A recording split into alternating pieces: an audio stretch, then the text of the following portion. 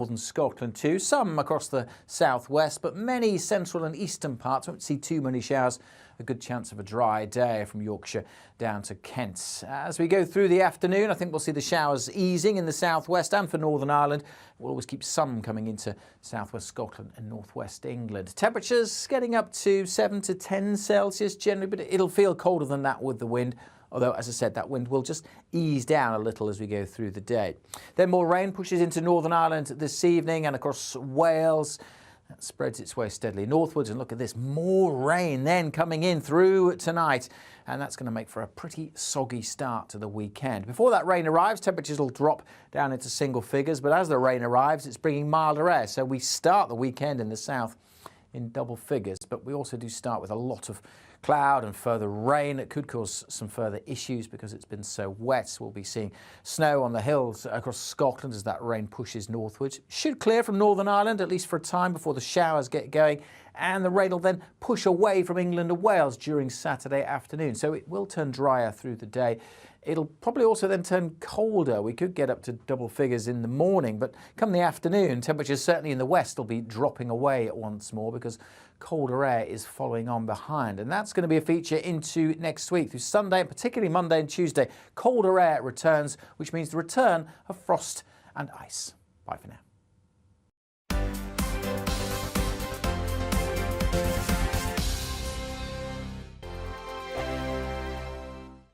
Every morning from 6 o'clock, we'll wake you up with GB News Breakfast with all the stories you didn't know from the night before. So whether it's serious news, entertainment, or your own views from all over our great nation, we're here to kick off your day with a smile. The national media should be reflecting and reporting what's happening here. You will notice the northwestern accents.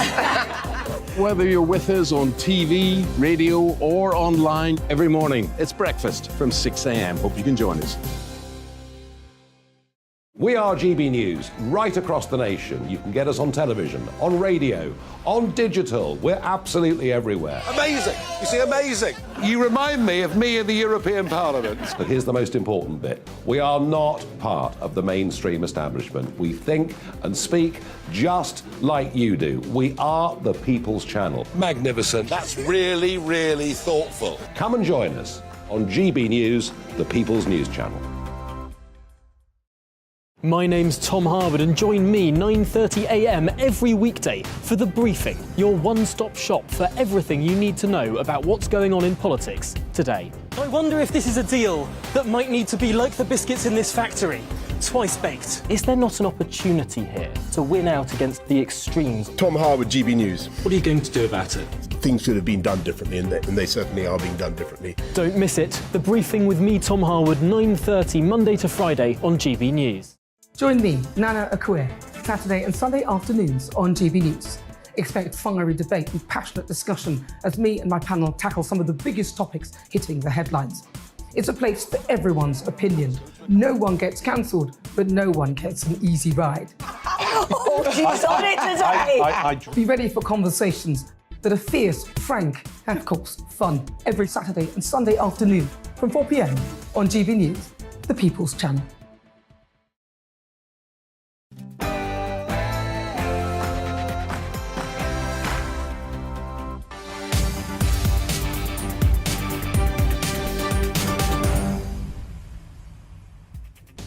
Hello, you're watching and listening to Andrew Pearce here on GB News. I'm with you until 2 o'clock. And this is what's coming up. 2 new free ports have been announced during Rishi Sunak's visit to Scotland. We'll have the latest on his trip.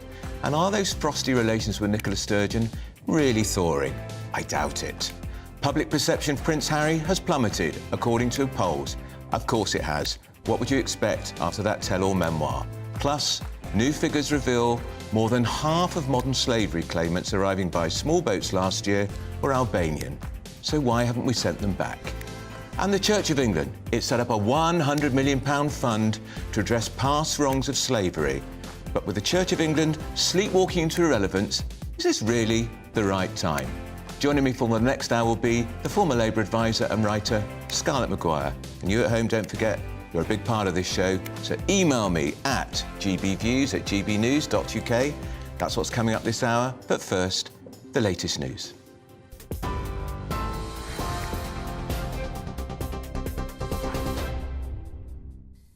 Good afternoon, it's 2 minutes past 12. I'm Rhiannon Jones in the GB newsroom. The UK and Scottish governments have announced Scotland will have 2 new green free ports. Ministers say the sites in Edinburgh and Inverness are part of a £52 million fund to drive growth in the country. It'll also create 75,000 jobs and bring in almost £11 billion worth of investment. The development means goods imported into free ports from abroad will be exempt from taxes. Prime Minister Rishi Sunak and Scotland's First Minister Nicola Sturgeon held private talks last night, which Ms Sturgeon's called constructive.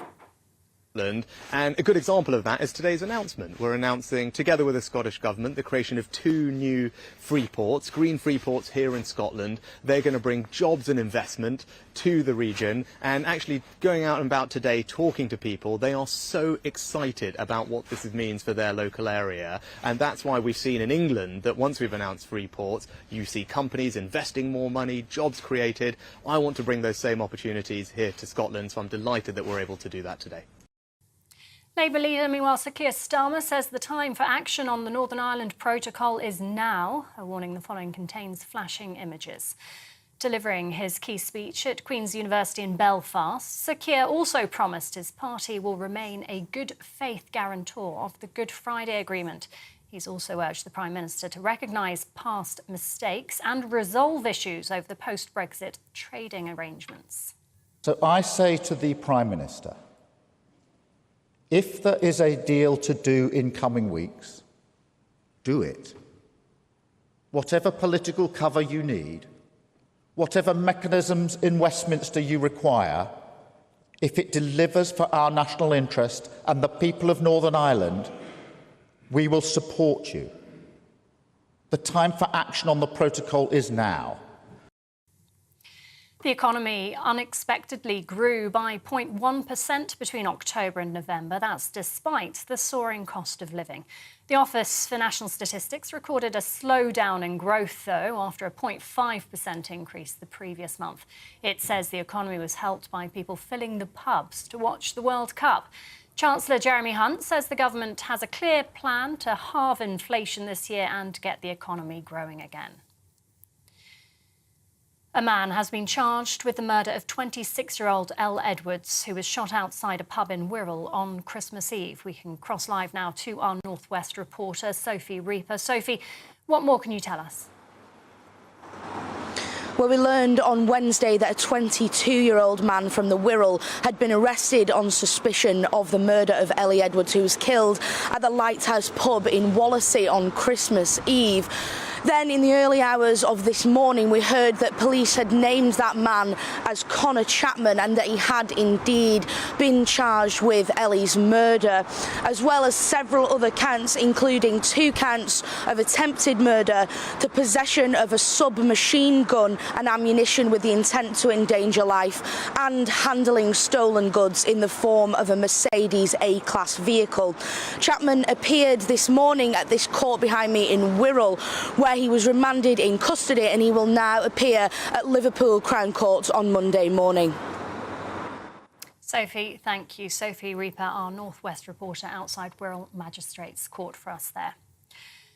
A third man has been charged with the murder of a 23-year-old footballer in a nightclub on Boxing Day. West Midlands Police says 18-year-old Regan Anderson will appear at Birmingham Magistrates Court later today. Cody Fisher was stabbed on the dance floor of the Crane nightclub in Digbeth just before midnight on the 26th of December. 2 men have already appeared in court charged with his murder. And a pensioner has been jailed for life with a minimum term of 25 years for the rape and murder of a teenager nearly 50 years ago. It's the oldest double jeopardy case in England and Wales. Dennis McGrory was sentenced at Huntingdon Crown Court for the sexual assault and murder of 15-year-old Jackie Montgomery in her home in Islington in North London back in 1975. McGrory, who was 28 at the time, had been cleared of the murder, but a swab from Jackie's body was retested decades later and showed a 1 billion-to-1 match with his DNA. A 21-year-old man has been fined for throwing an egg towards King Charles during a walkabout in Luton last month. Harry May admitted to throwing the egg at Westminster Magistrates Court earlier, but said he didn't intend for it to hit the monarch. Mr May said he thought the King's visit to a poor area was in bad taste. Footage has been released of one of the 2 Brits missing in eastern Ukraine, carrying out emergency evacuations just days before he disappeared. Ukrainian police say British aid workers Andrew Bagshaw and Christopher Parry, seen in the footage, left the city of Kramatorsk for Solidar on Friday morning. They were reported missing the next day. Yesterday, Russian mercenaries claimed they'd found a body belonging to one of the 2 men. GBNews is unable to verify those claims. And tributes continue to pour in for Lisa Marie Presley, Elvis Presley's daughter, who's died at the age of 54. A warning: the following contains flashing images. It's understood the singer-songwriter suffered a cardiac arrest at her home in Los Angeles yesterday. Actor John Travolta said his heart goes out to Miss Presley's family. Her death comes just days after she attended the Golden Globe Awards, where actor Austin Butler took home the Best Actor award for his portrayal of her father. This is GB News. We'll bring you more as it happens. Now, though, it's back to Andrew.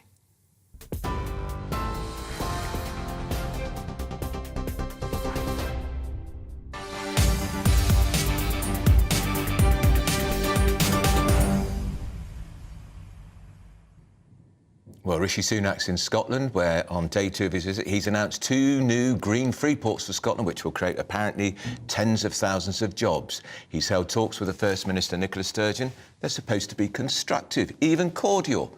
I doubt that. Nicola Sturgeon can't bear the Tories. Let's talk now to GB News political reporter Olivia Utley, who's in Inverness. Olivia, we know relations between Nicola Sturgeon and Boris Johnson were absolutely appalling. They may be a little better with Rishi Sunak, but I suspect not much. Yes, well, Rishi Sunak, it must be said, is more popular in Scotland than either of his predecessors. Boris Johnson was deeply unpopular, and so was Liz Truss. And certainly he's come to this relationship with Nicola Sturgeon with a fresh way of looking at things. We'll remember that Liz Truss, in her very short premiership over the summer, said that Nicola Sturgeon was an attention seeker and that the best policy was to ignore her. Rishi Sunak has gone down a very different route. He's come up to Scotland very quickly, has engaged in these talks with her. Both sides seem at pains to talk about how cordial and constructive these conversations have been. But as you say, Andrew, the 2 are diametrically opposed on all of the main issues facing the country. So it's difficult to imagine that this conversation was particularly friendly. On the strikes, we've had Nicola Sturgeon already saying that she told Rishi Sunak that she disagrees wholeheartedly with his plans to curtail strikers' rights. She was very, very forthright about that. On the NHS, she's already briefed the media that Rishi Sunak has no plans to invest more in the NHS, but she's still hoping for something. Then Rishi Sunak managed to get his own sort of dig back at Nicola Sturgeon, saying that London and Edinburgh should have a relentless focus on the issues that actually matter to people. That was when asked about independence, so clearly trying to sort of undermine Nicola Sturgeon there. Then the other big issue that was brought up was the Gender Recognition Act in Scotland, which the UK government is deeply worried about because of the ramifications it could have in England and across the UK. You could have a male-bodied person in Scotland gaining a Gender Recognition certificate, coming to England and, for example, ending up in a women's prison. That's very difficult for the way the Equalities Act works, and Kemi Badenoch has suggested that the government might actually block that legislation.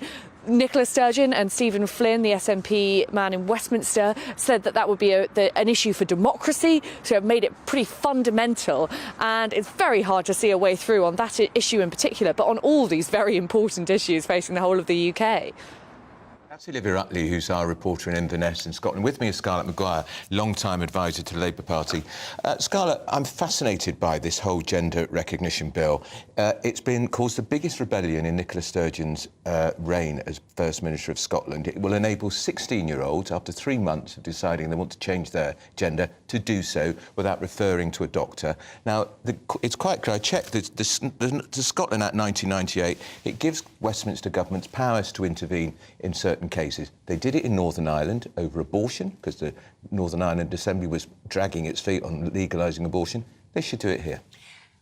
Actually, I think whatever one thinks of the legislation... I can't bear it. Right, absolutely, that you can't bear it. But think what it's going to do to the Scottish people to say, well, if we really don't like something that you're doing, we can change it. And I think the problem with interfering is that we give the SNP, the nationalists, more to say, see, we can't even run ourselves in in Scotland. And I think that's why Rishi Sunak is trying not to talk about it. But I get that, but they did it in Northern Ireland because no other country in Europe had such a draconian view of abortion. No other country was banning abortion. No other country is going as far as Scotland in Europe with what Nicola Sturgeon is doing. And she's doing it, Scarlett, to pick a fight with Westminster. You know she is. No, but look, the Northern Ireland case is completely different because Northern Ireland wants to be part of the UK. Sure. No question about... I mean, I know we have... Scotland is part of the UK, by the way.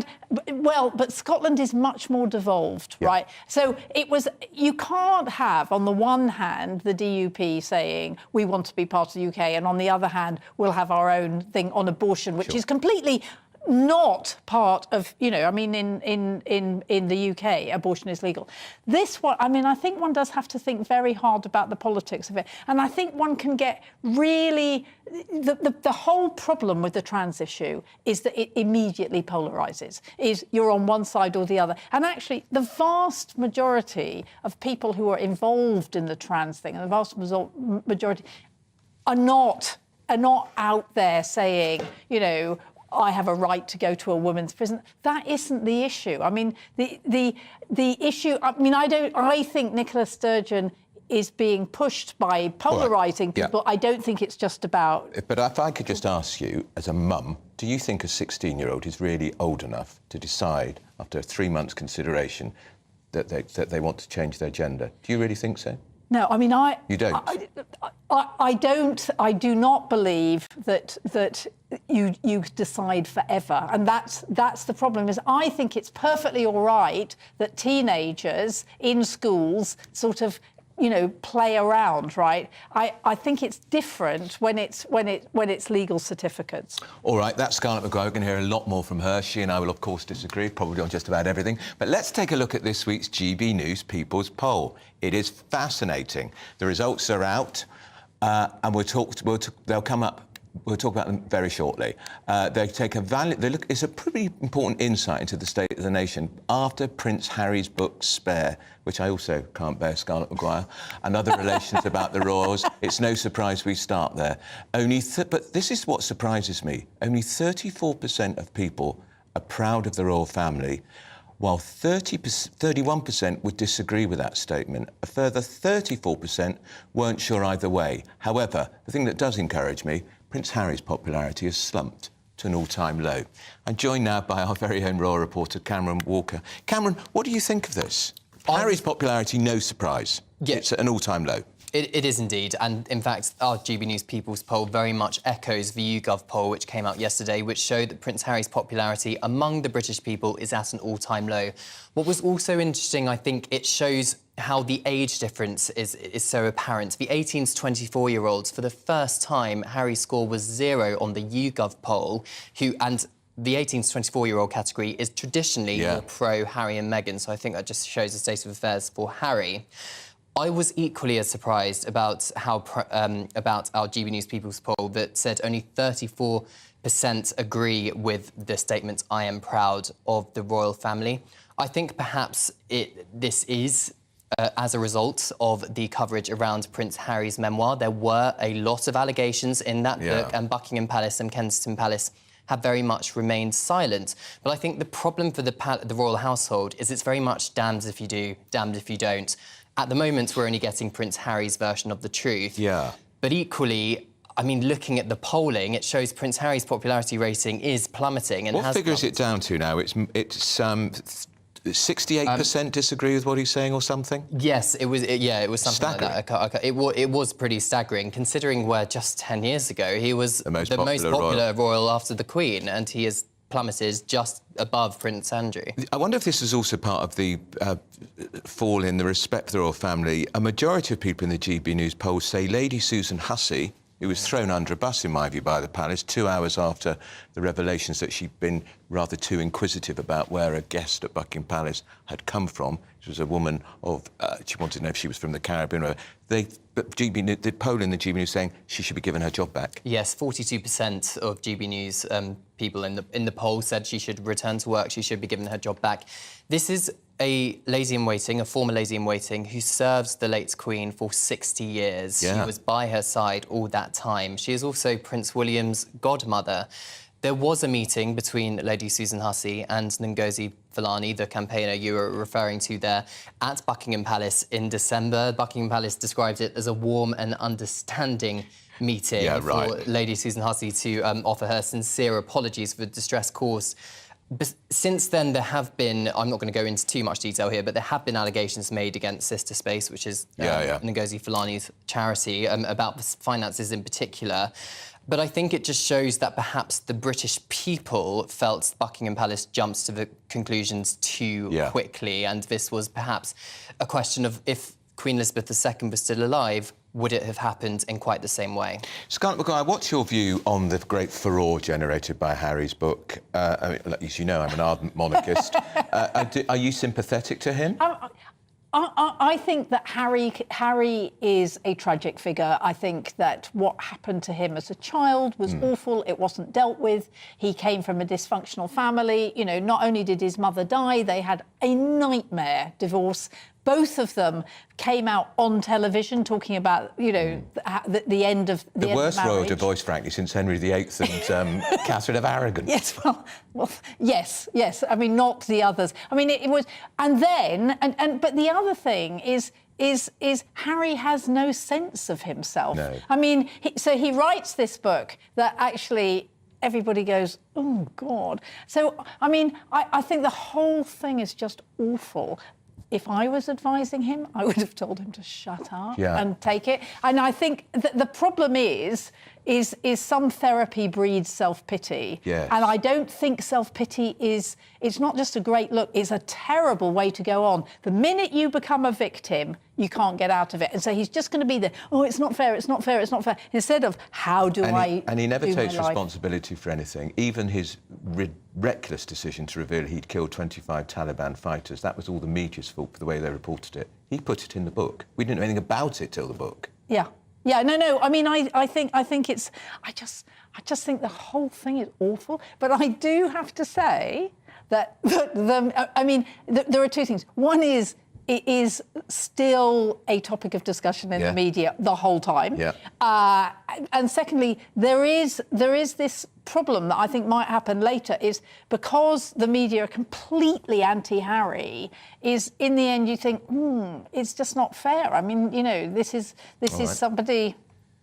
Yeah, Cameron, there's no way, in my view, the royals are going to change that long tradition of never complain, never explain. It's just William has said nothing, Kate Middleton said nothing, the King has said nothing. Camilla, who was singled out for a lot of criticism in those interviews by Harry, who's going to be anointed Queen at the coronation in a few months' time, she said nothing either. And by the way, she got a lot more flack when she was, when Diana was alive than Meghan Markle ever got. That's not going to change, is it? No, I don't think so. I think the British people see the royal family's strategy is very dignified. I was with the Prince and Princess of Wales in Liverpool yesterday at that hospital. Very warm reception. Just see that it was exactly a very warm reception. One lady even shouted out, "Scousers love you, Wills. Keep going." You know, it was a really warm reception with that. And I think what perhaps is annoying some of the British public, at least, is how perhaps out of touch Prince Harry has been with some of the stories he's retold in this book. So, for example, he talks about only being given a basement flat inside Kensington Palace. Poor thing. Doesn't your heart bleed? Exactly. And then, you know, and that's a problem. It's very out of touch, self-centred way of looking at things. And they were IKEA lights. How terrible. IKEA lights. At least he could pay. Oh no, they were Zara lights. They were Zara lights, or maybe they were IKEA. I can't remember. But and shops not in TK Maxx. And shops in TK Maxx. Cameron, thank you for that. Now, coming up after the break, guess what? Over half the migrants who crossed the Channel in those little boats, who claim to be victims of modern slavery, they came from, guess where? Albania. So why haven't we sent the lot back? We'll be discussing this and more, but before that, we're going to take a short break. Here on GB News Live, we'll be keeping you in the picture, finding out what's happening across the country and finding out why it matters to you. We'll have the facts fast with our team of reporters and specialist correspondents. Wherever it's happening, we'll be there from 12 noon on TV, radio and online. GB News, the People's Channel, Britain's news channel.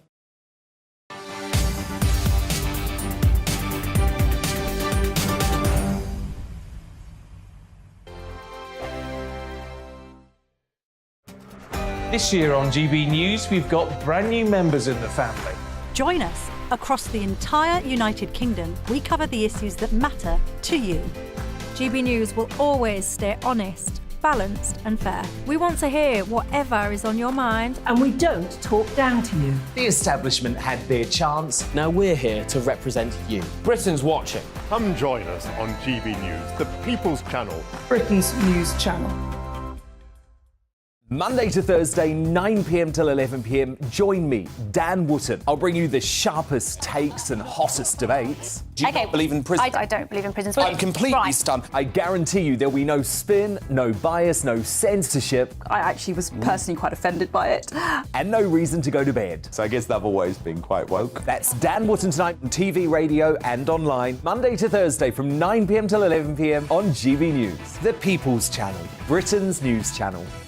We are GB News, and we'd like to say thank you to each and every one of you for bringing us your conversations, for helping our great nation find its voice. We are here for you on radio, television, and online, across England, Scotland, Wales, and Northern Ireland. It's not the BBC, you actually get your facts right. We are proud to be GB News, the People's Channel, Britain's news channel. I'm Mark White. As GB News Home and Security Editor, I cover those key issues that are so important to you. Our authorities, our communities doing all they can to combat violent crime. With the public services under unbearable strain, why are we still failing to control our borders? Defence, the first priority of any government, has been continually hollowed out. Can we trust our politicians to protect the armed forces? Join me, Mark White, on GB News.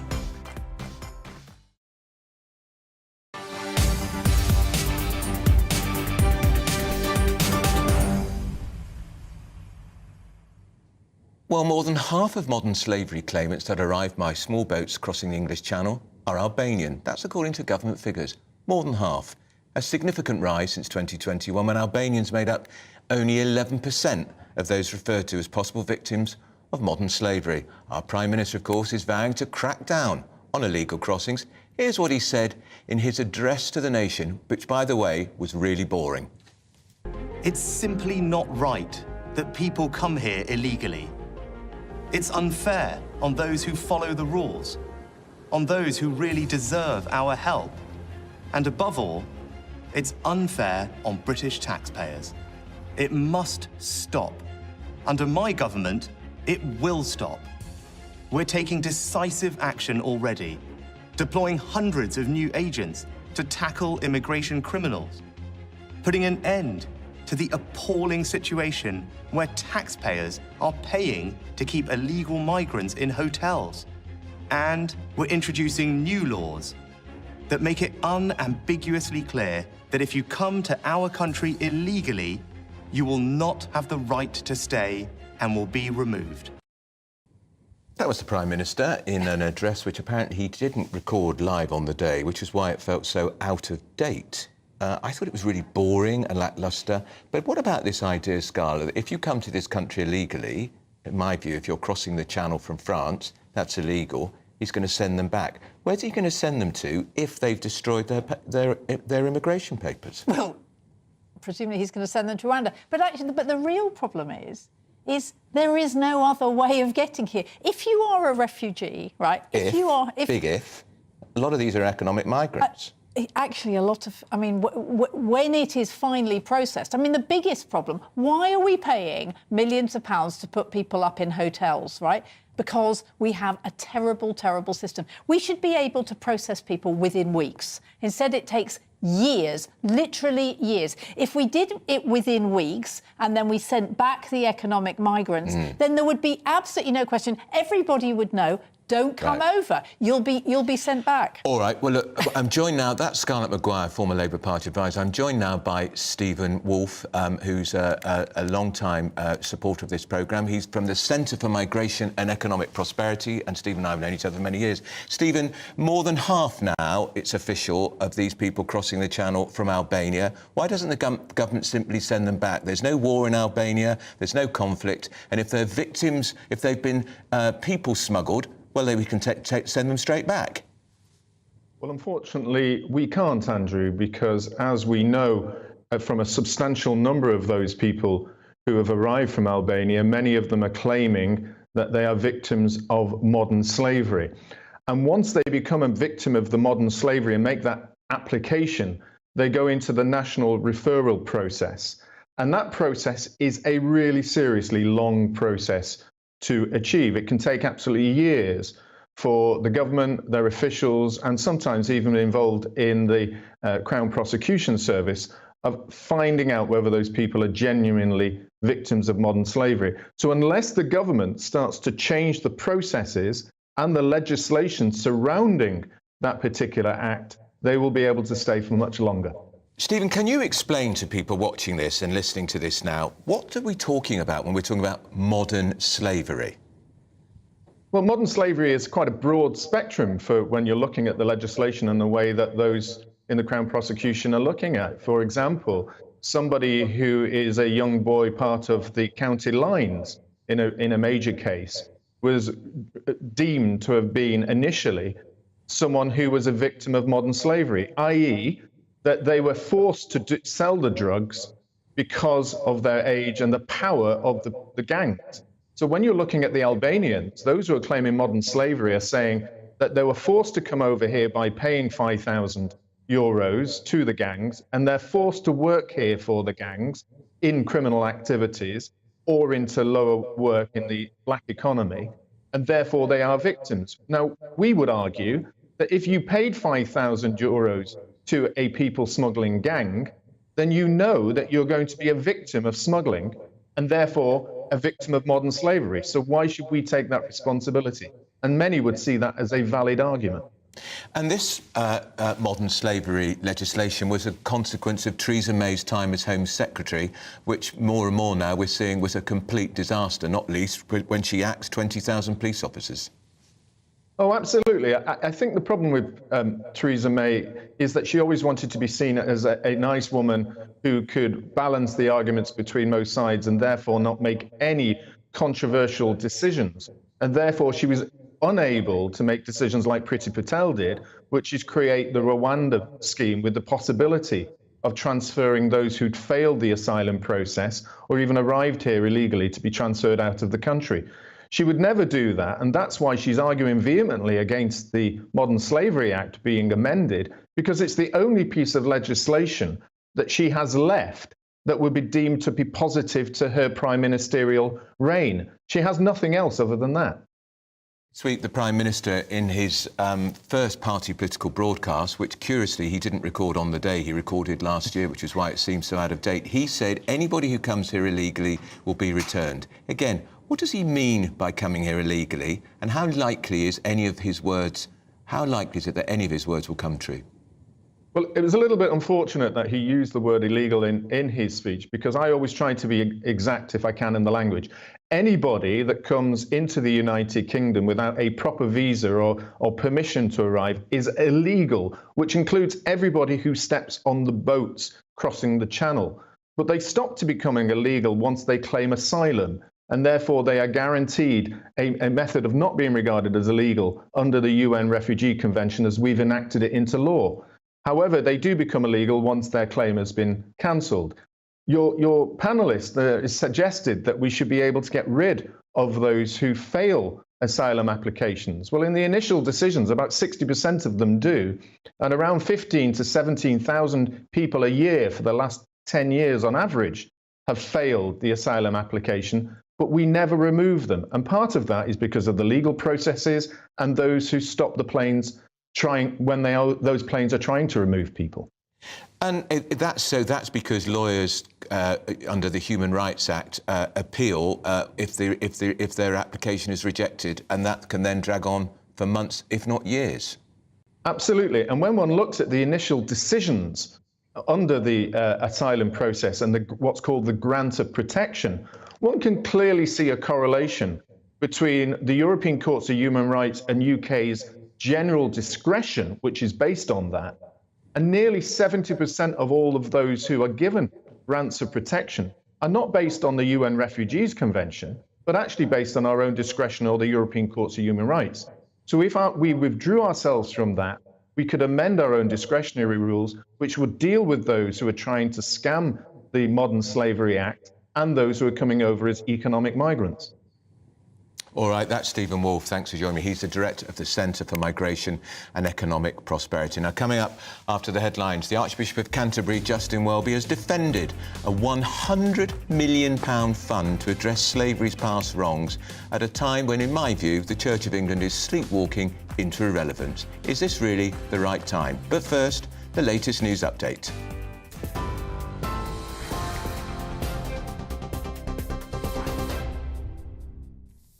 Good afternoon, it's 12:33. I'm Rhiannon Jones in the GB newsroom, and we start with some breaking news just in. Manchester City footballer Benjamin Mendy has been found not guilty of 6 counts of rape and 1 count of sexual assault. Jurors couldn't reach verdicts on 1 count of rape and 1 count of attempted rape. It follows a 6-month trial at Chester Crown Court.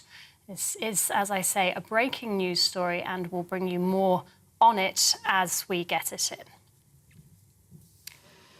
The UK and Scottish governments have announced Scotland will gain 2 new green free ports. The sites in Edinburgh and Inverness are part of a £52 million fund to drive growth in the country. Ministers say they'll also create 75,000 jobs and bring in almost £11 billion worth of investment. The announcement follows a private talk last night between Prime Minister Rishi Sunak and Scotland's First Minister, referred to by Nicola Sturgeon as constructive. And a good example of that is today's announcement. We're announcing, together with the Scottish Government, the creation of 2 new free ports, green free ports here in Scotland. They're going to bring jobs and investment to the region, and actually going out and about today talking to people, they are so excited about what this means for their local area. And that's why we've seen in England that once we've announced free ports, you see companies investing more money, jobs created. I want to bring those same opportunities here to Scotland, so I'm delighted that we're able to do that today. Meanwhile, Labour leader Sir Keir Starmer says the time for action on the Northern Ireland Protocol is now. A warning the following contains flashing images. Delivering his key speech at Queen's University in Belfast earlier, Sir Keir also promised his party will remain a good faith guarantor of the Good Friday Agreement. He's urged the Prime Minister to recognise past mistakes and resolve issues over the post-Brexit trading arrangements. And the economy unexpectedly grew by 0.1% between October and November. That's despite the soaring cost of living. The Office for National Statistics recorded a slowdown in growth, though, after a 0.5% increase the previous month. It says the economy was helped by people filling the pubs to watch the World Cup. Chancellor Jeremy Hunt says the government has a clear plan to halve inflation this year and get the economy growing again. TV, online and DAB+ radio. This is GB News. Don't go anywhere, and we'll be back in just a moment.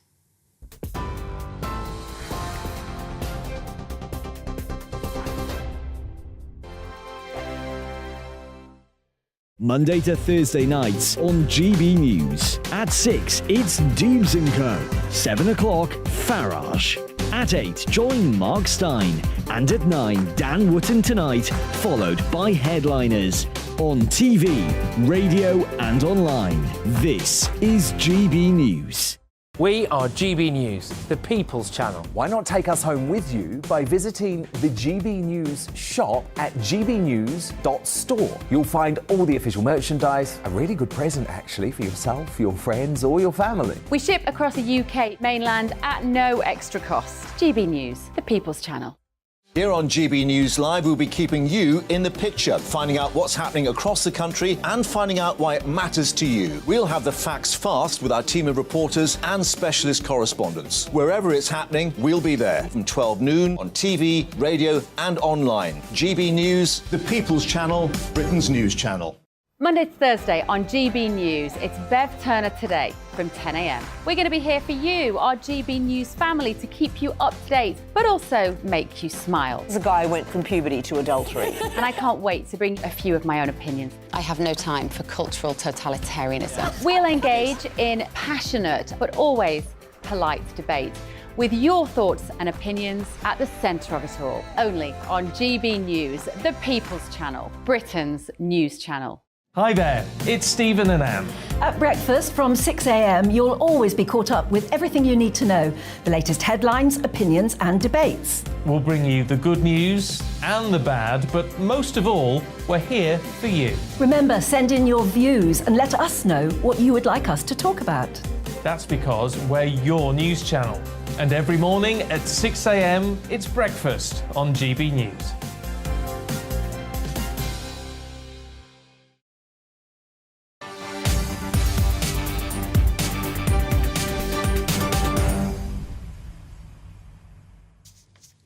Now, in the most recent census, the number of people identifying as Christian in this country fell below 50% for the first time. 46%, a 13% drop in the last decade. Churches are emptying, churches are closing, and it's in this same week the Archbishop of Canterbury, Justin Welby, bless him, has set up a £100 million fund to address past wrongdoings in the church to do with slavery. Is this really the right time? Isn't there a better use with £100 million, whether or not the church does have some murky association with the slave trade? Well, let's talk now to Dr Rakib Assan, who's a social policy analyst.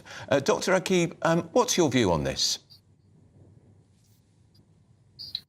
My view, Andrew, is that it's just another indication of how wrapped up the Church of England are in this age of racial justice activism.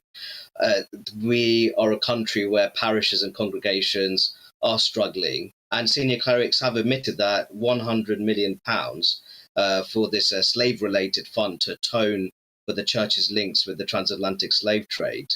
It is a vast sum of money. And you describe the Church of England as sleepwalking towards irrelevance. Andrew, I'd use the term accelerating. You mentioned the census data. When I was 11 years of age, in the census of 2001, over 7 in 10 people in England and Wales identified as Christian. But as you say, in the most recent census, this was the first census where less than half the people, 46%, identified as Christian. And I think that's largely because the Church of England is increasingly becoming involved in social justice activity. And it's not sticking to the bread and butter of Christian concepts surrounding family, marriage and community. I understand that the Church of England, the Church has an association with the slave trade. Much of current life does, including the monarchy and many of our companies. And apparently the association is to do with the South Sea Company, which was formed in 1711. The Church of England owes much of its current assets from that trade, which shipped 34,000 African slaves between Africa across the Atlantic. So I understand that's something that the church wants to look at. But why does it take £100 million to address that issue?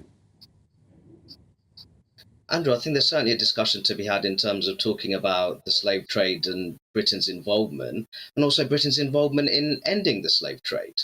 I think that when you're looking at the Church of England, of course, they can be involved in those discussions and they can atone for its past links with the slave trade without committing itself to a £100 million fund for groups which have been identified as being affected by slavery.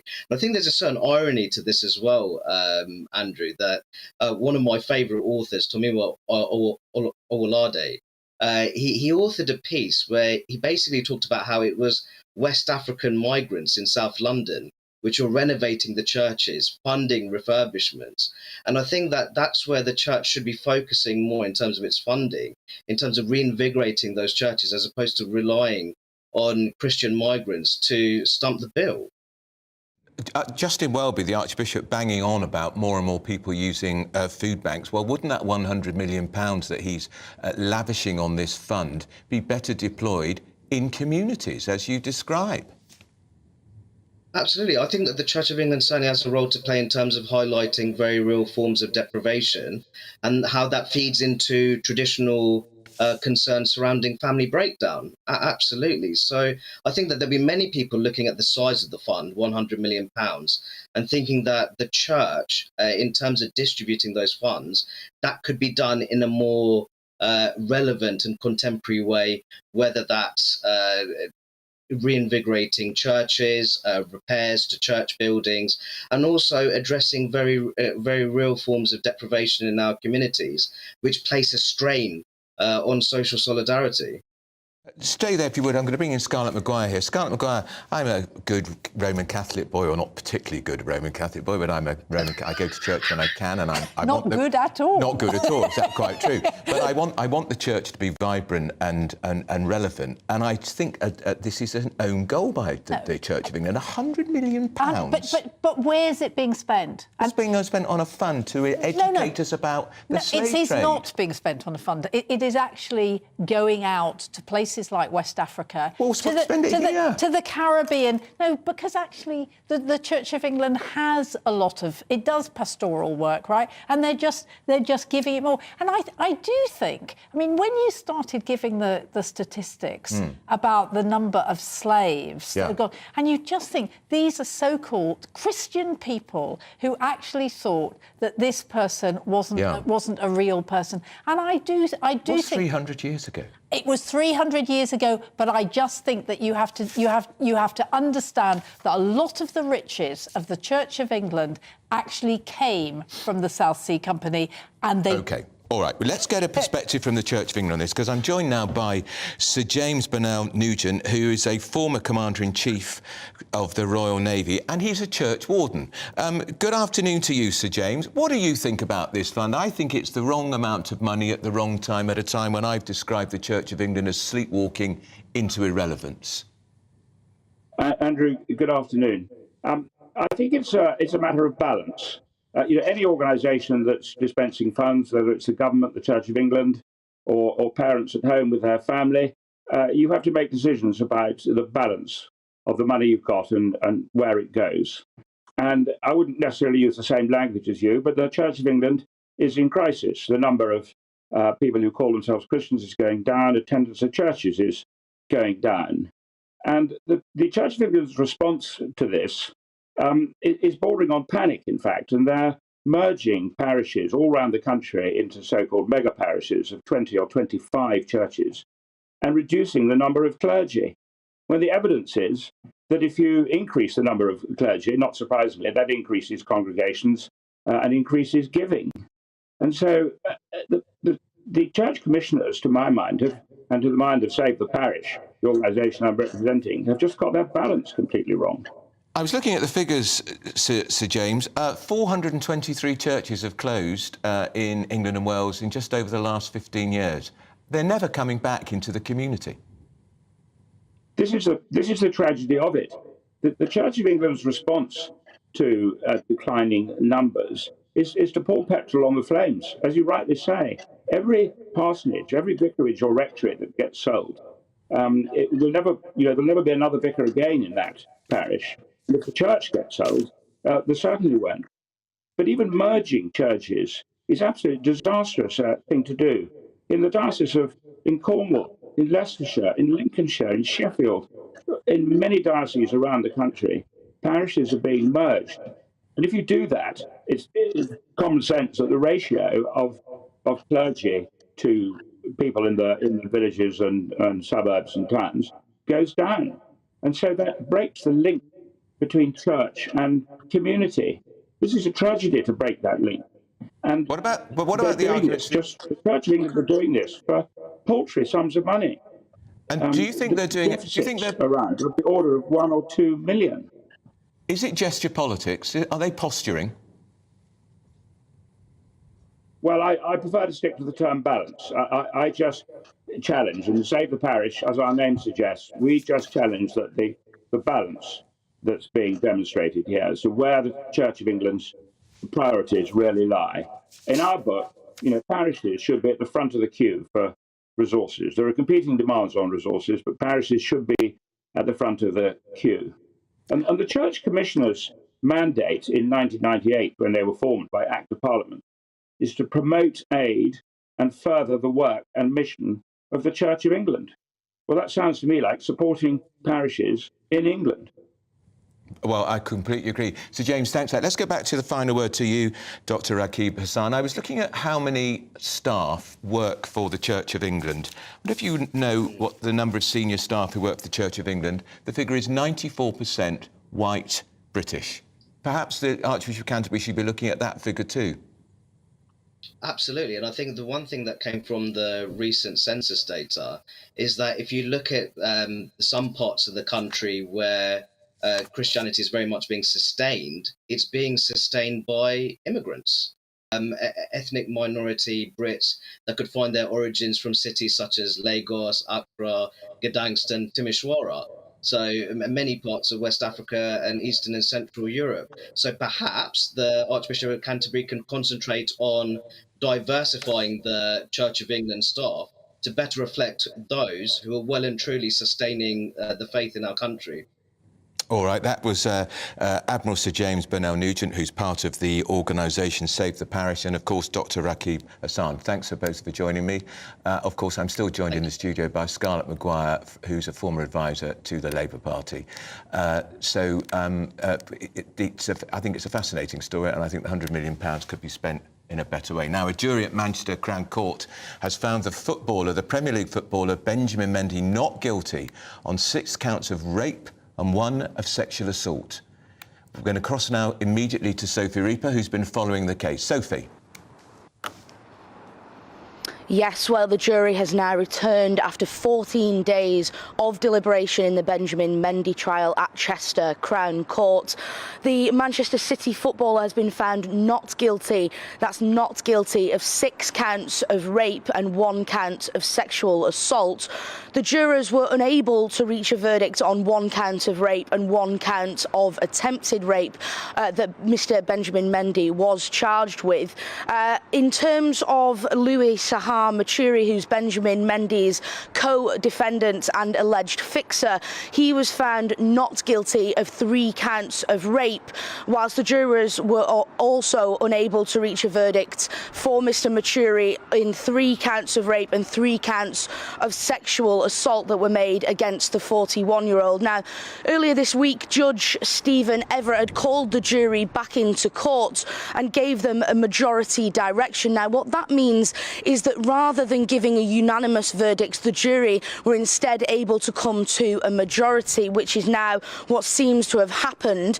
Prosecutor Matthew Conway did say the prosecution would seek a retrial on the charges that the jury were unable to reach a verdict on. So there is still potentially more to come. But just to clarify, Benjamin Mendy has been found not guilty on 6 counts of rape and 1 count of sexual assault, and Louis Sahar Machuri has been found not guilty on 3 counts of rape.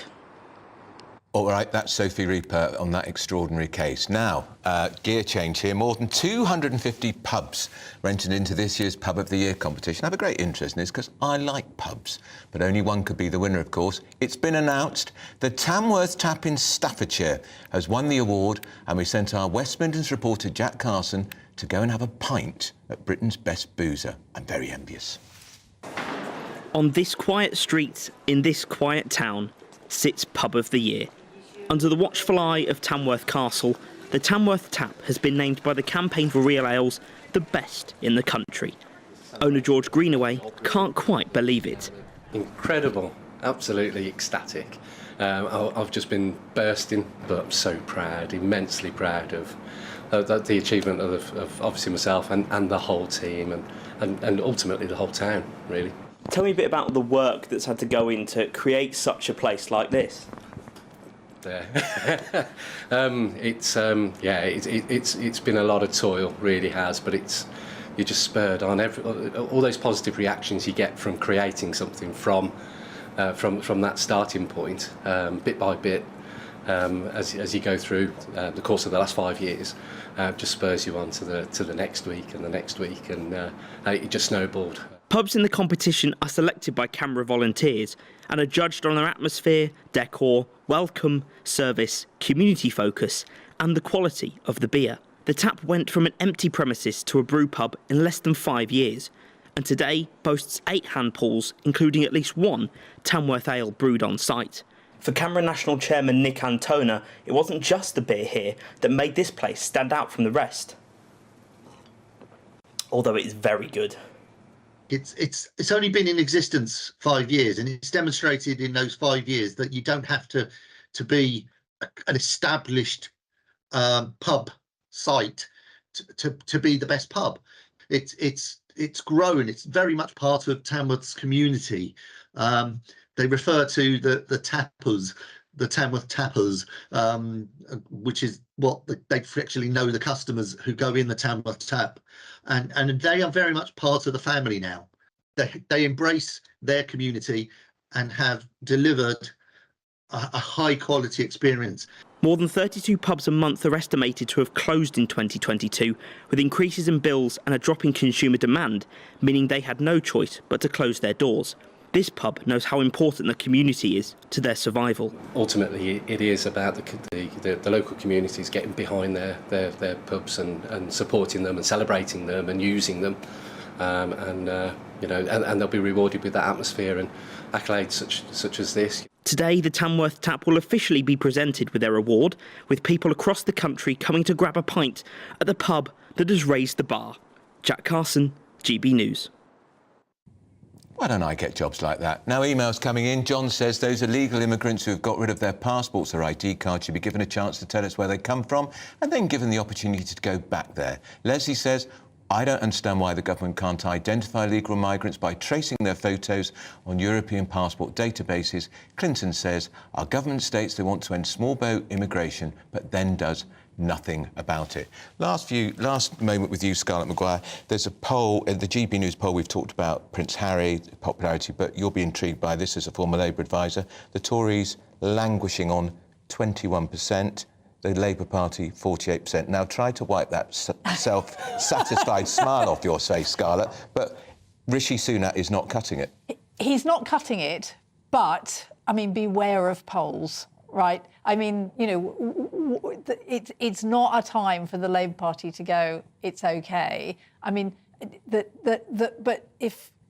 For the Conservatives, I mean, it is a disaster because Rishi was brought in to try and fix it, and he's not fixing it, and everybody knows he's not fixing it. And the question is what do they do next? And the really worrying thing is, I think for the Tories rather than for Labour, is that Boris is planning to come back. Well, we saw him this week, didn't we? Precisely. At the unveiling of that portrait of him at the Carlton Club, he made a typically bravura, boosterish Boris speech, full of optimism, lively, and he's getting a up. lot of money. He's getting he's getting in an awful lot of money. I don't mean his speeches, which I'm sure he keeps, but there is an awful lot of money going in. And I genuinely do not think he's what the Tories need, but it's just a disaster. And even, I mean, most Conservative MPs would say the last thing we need is yet another Prime Minister. And they're stuck, you know, between a rock and a hard place, frankly. They can't change Prime Minister again without a general election, surely, can they? Scarlett McGuire, thank you for coming on. You'll come and join me again, I hope. Oh, good. So we can have our usual disagreements. You're watching Andrew Pearce here on GB News. Plenty more still to come. We're going to be talking about those NHS strikes. We're talking about we're talking to former hospital trust chairman, looking at that poll which shows only a third of people are proud of the royal family. All of that coming up. Stay with us.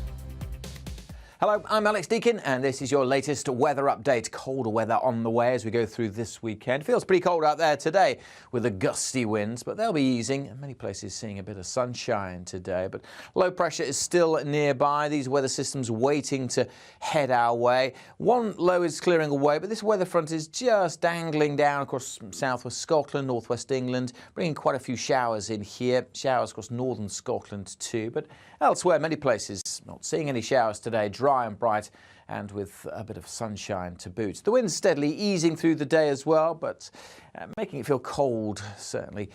Temperatures around average or a touch above 7 to 8 degrees, generally 10 or 11 across the south. But colder air, as I said, is on the way through the weekend. But not tonight, because tonight we're going to see further rain coming in. Those weather systems out in the Atlantic, being rain initially for Northern Ireland, then across Wales this evening. That rain persistent across Wales and southwest England by the morning time. Could cause some issues here as that rain continues to build up. That rain will be bringing milder air, so early in the night we could get down to -2 in northern Scotland, but by morning we're generally well above freezing and certainly 10 or 11 degrees across the south. A mild but wet start then to Saturday for the majority, but that rain is going to pull away out to the east, so many places becoming drier through the afternoon, but there'll be lots of showers then packing into Northern Ireland and western Scotland with snow on the hills likely here. Temperatures will drop through the afternoon, so in the morning we could be at 11 or 12 by the afternoon, many of us in single figures, and again feeling colder because of the gusty winds, which will continue to blow showers in across northern areas during Saturday night, turning increasingly to snow, even to lower levels by the end of the night across northern Scotland. It is turning colder, and through Sunday night in particular, this area of low pressure could bring some places some snowfall, certainly turning frostier with the risk of ice into next week.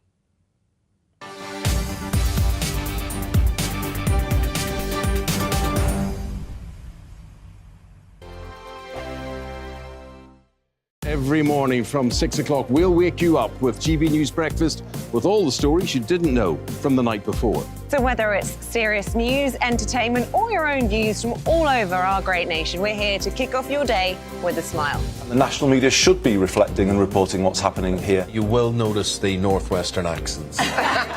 Whether you're with us on TV, radio, or online, every morning, it's breakfast from 6 a.m. Hope you can join us. We are GB News, right across the nation. You can get us on television, on radio, on digital. We're absolutely everywhere. Amazing! You see, amazing! You remind me of me in the European Parliament. But here's the most important bit. We are not part of the mainstream establishment. We think and speak just like you do. We are the People's Channel. Magnificent. That's really, really thoughtful. Come and join us on GB News, the People's News Channel. My name's Tom Harwood, and join me 9:30 a.m. every weekday for The Briefing, your one-stop shop for everything you need to know about what's going on in politics today. I wonder if this is a deal that might need to be like the biscuits in this factory, twice baked. Is there not an opportunity here to win out against the extremes? Tom Harwood, GB News. What are you going to do about it? Things should have been done differently, and they certainly are being done differently. Don't miss it. The Briefing with me, Tom Harwood, 9:30 Monday to Friday on GB News. Join me, Nana Akue, Saturday and Sunday afternoons on GB News. Expect fiery debate and passionate discussion as me and my panel tackle some of the biggest topics hitting the headlines. It's a place for everyone's opinion. No one gets cancelled, but no one gets an easy ride. Oh, she's on it today! Be ready for conversations that are fierce, frank, and of course, fun. Every Saturday and Sunday afternoon from 4 p.m. on GB News, the People's Channel.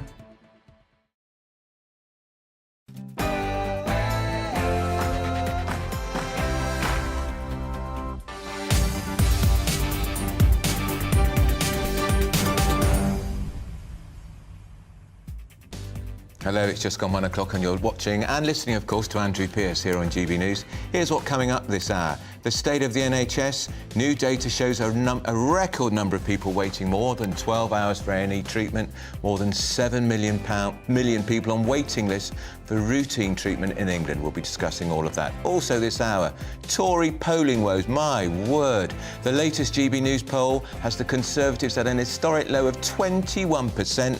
They're trailing Labour by 27. Is there any hope for Rishi Sunak and the Tories in the next general election? Also in that GB News poll, fascinating. The public are in favour of the late Queen's lady-in-waiting Susan Hussey being allowed to return to her work, and also so few people now have respect for the royal family. I'm going to be talking to Jenny Bond about all of this. Also, joining me in the studio for the next hour is the trade unionist. He's a firefighter and broadcaster, Paul Embry. And don't forget, of course, you at home, big part of the show. Don't forget, email me at gbviews@gbnews.uk. That's what's coming up first. But first, the headlines.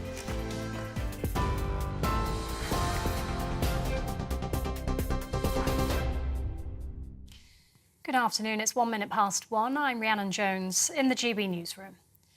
Manchester City footballer Benjamin Mendy has been found not guilty of 6 counts of rape and 1 count of sexual assault.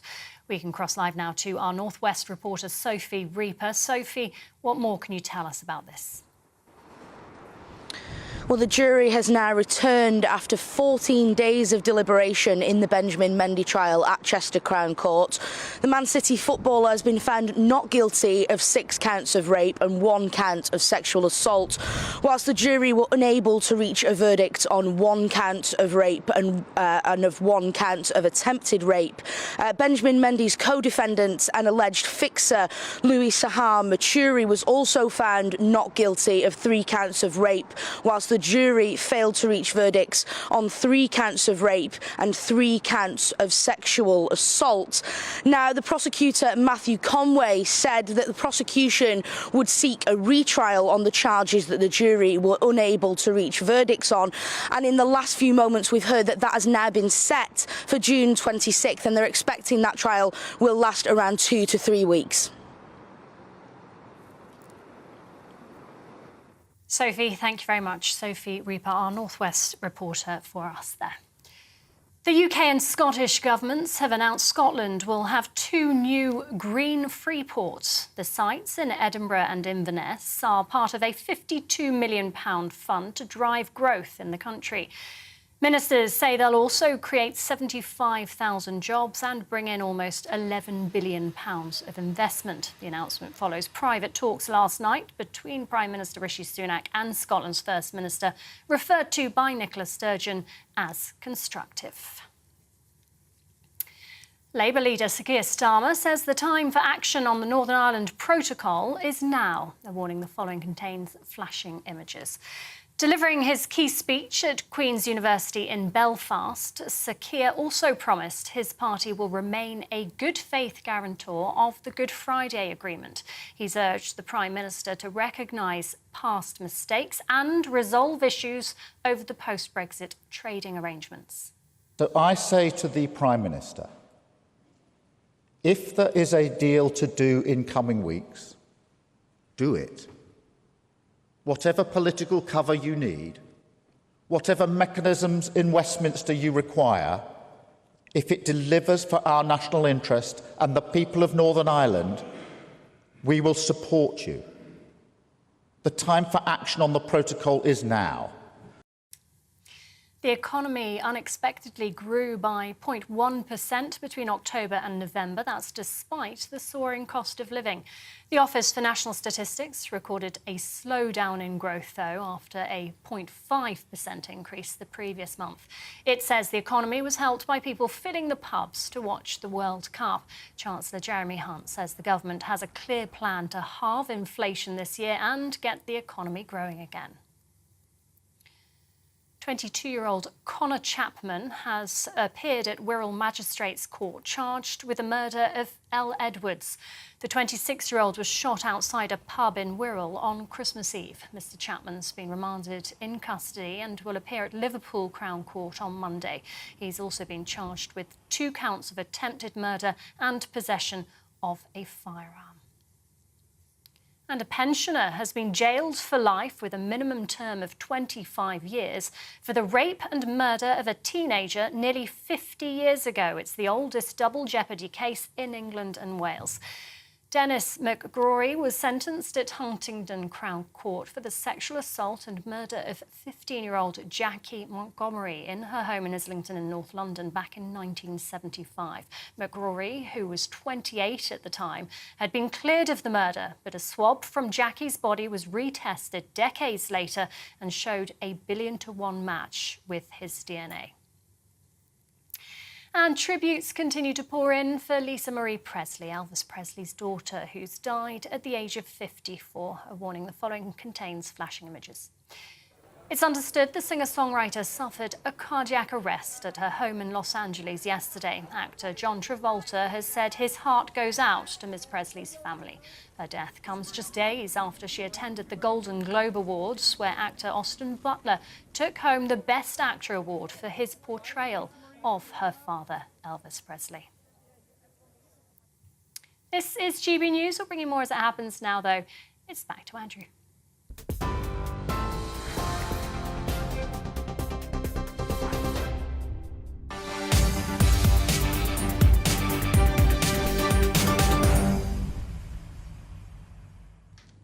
Well, it's Andrew Pearce here on GB News. We're going to talk about that ongoing crisis in the NHS. Reports today the GMB union is considering 6 further strike days for ambulance workers. It comes as figures this week show the proportion of patients seen at A&E in England within the target 4 hours fell to 65%. That's another record low.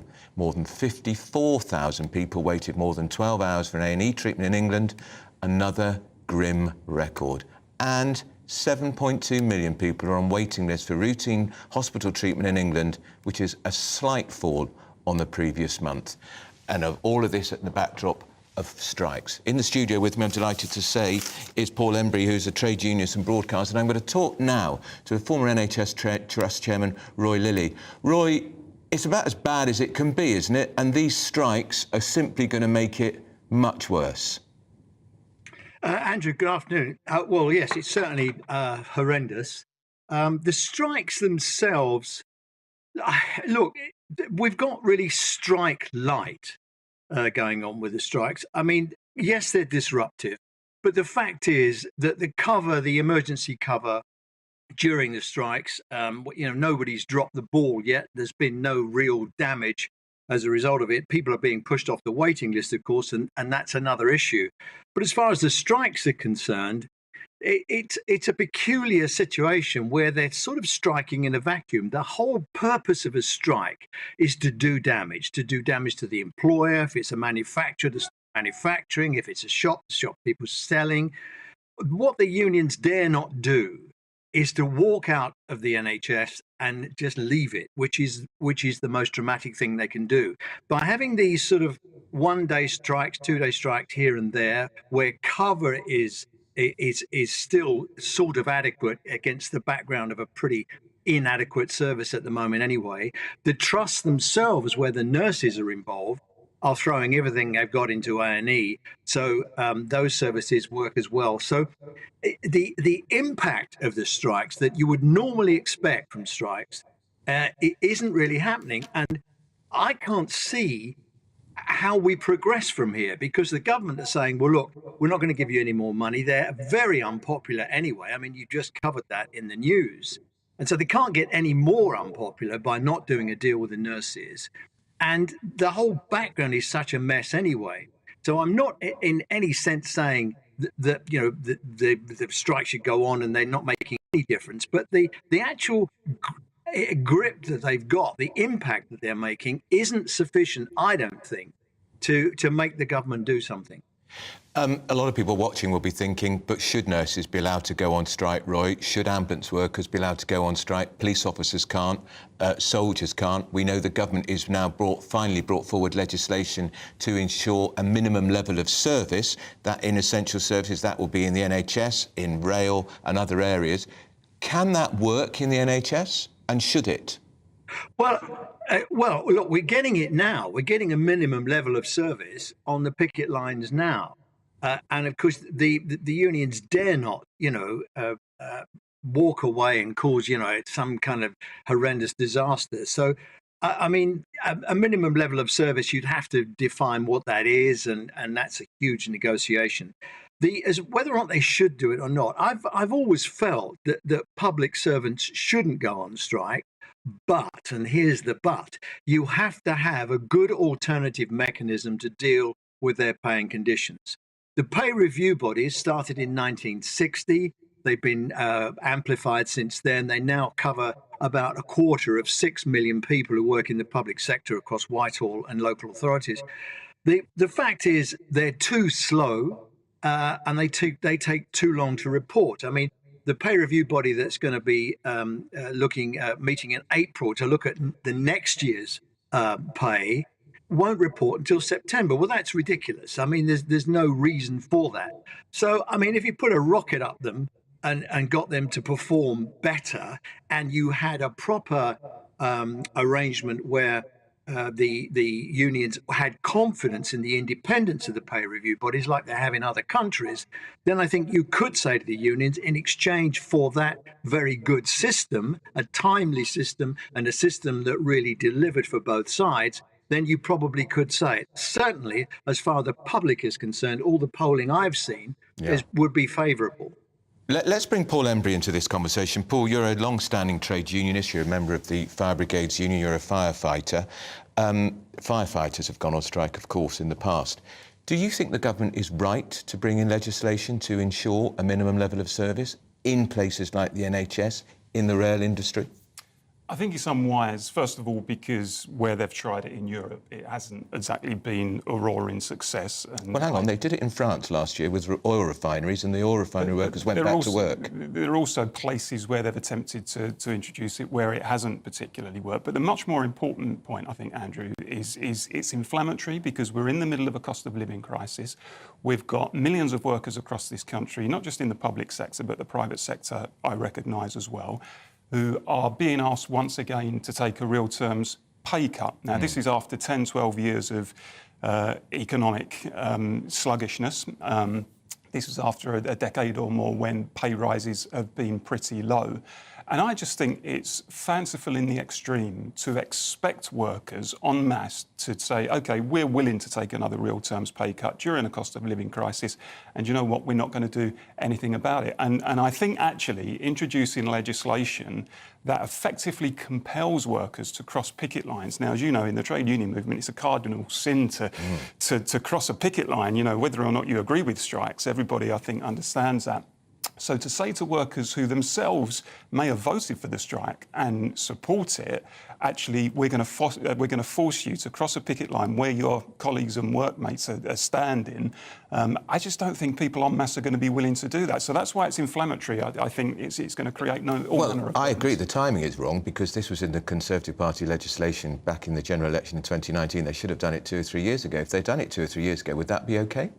No, because I don't think you can compel people by legislation to accept low pay, which is effectively what this tactic is. It's about the Conservative government saying, we have not been able to defeat this wave of strike action. So do you know what we're going to do? We're going to change the rules halfway through.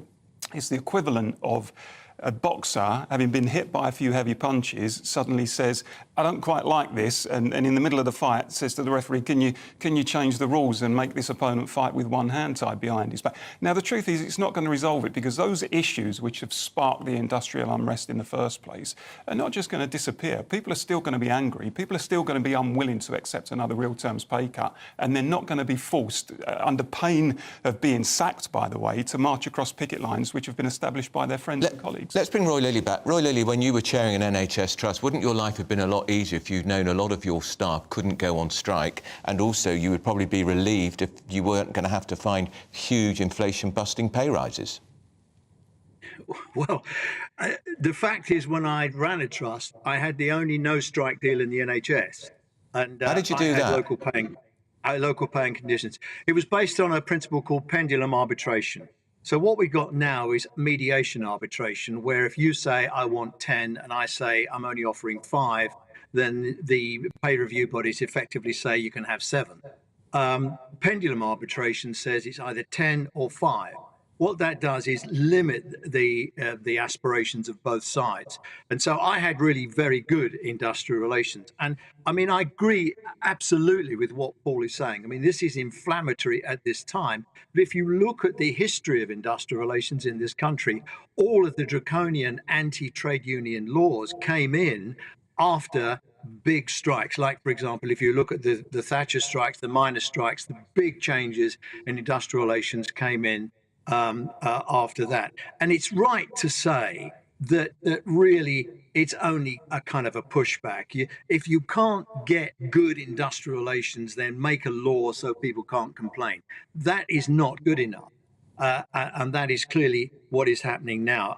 What the unions need is some kind of a way into pay restoration.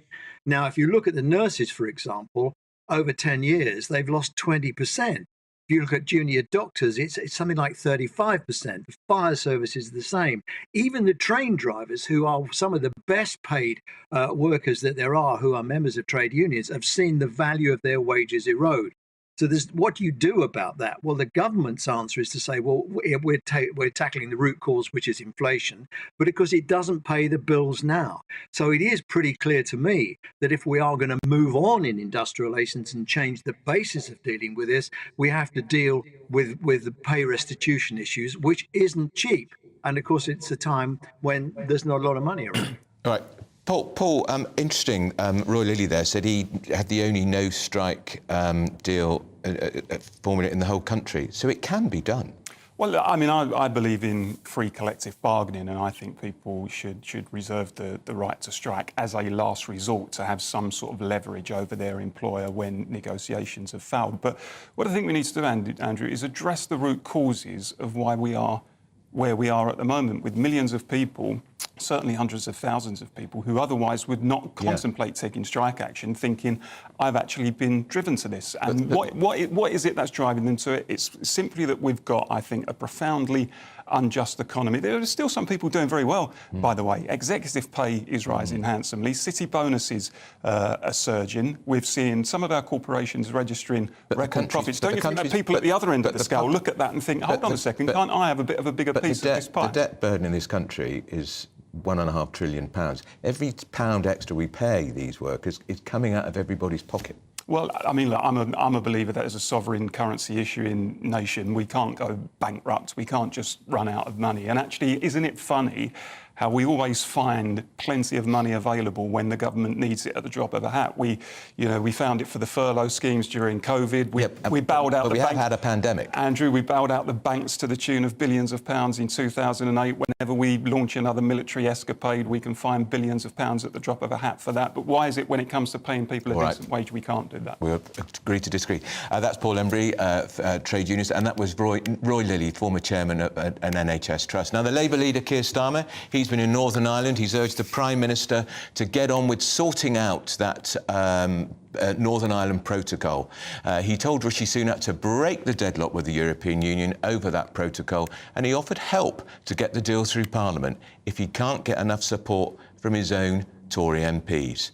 Let's have a quick listen to what he had to say. So I say to the Prime Minister, if there is a deal to do in coming weeks, do it.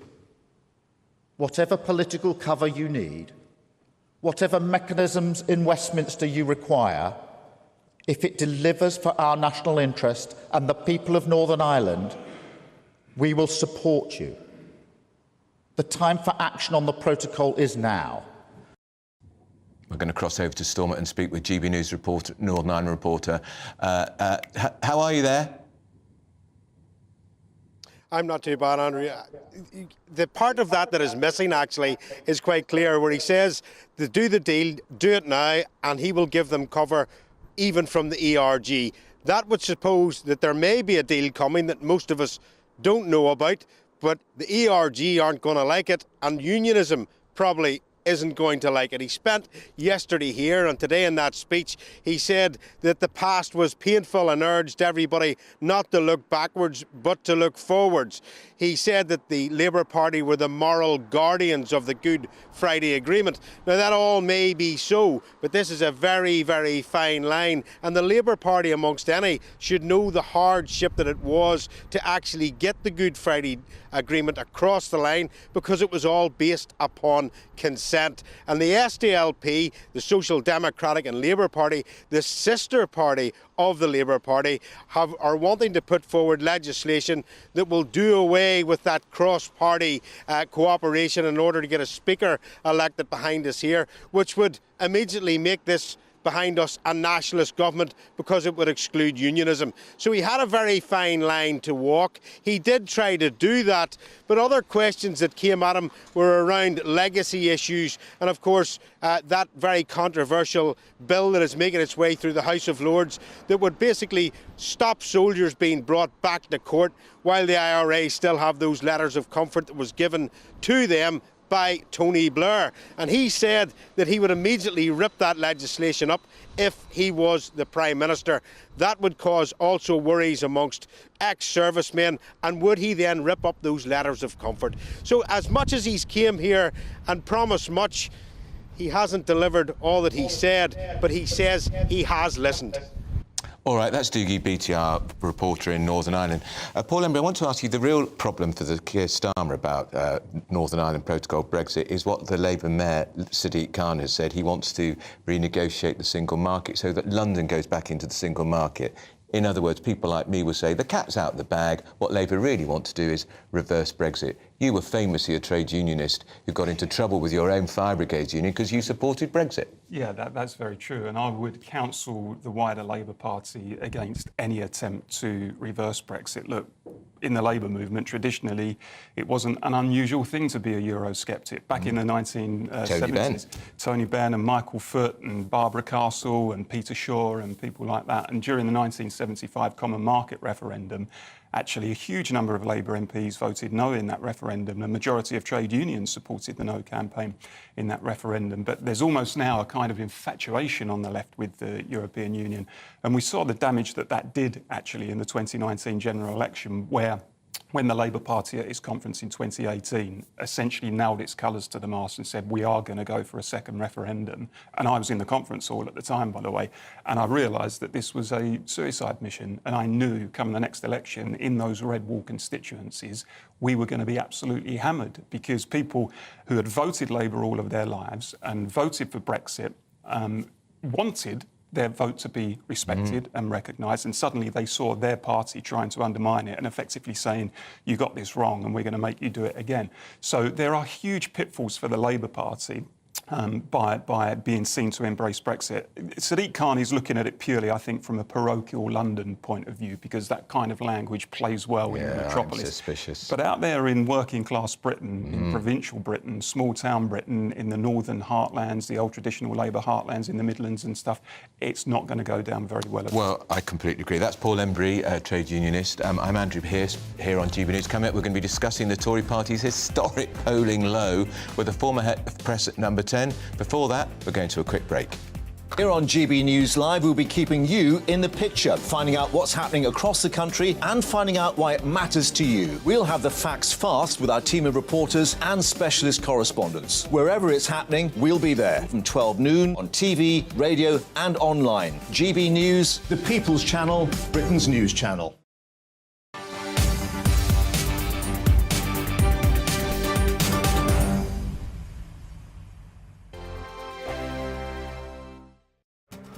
This year on GB News, we've got brand new members in the family.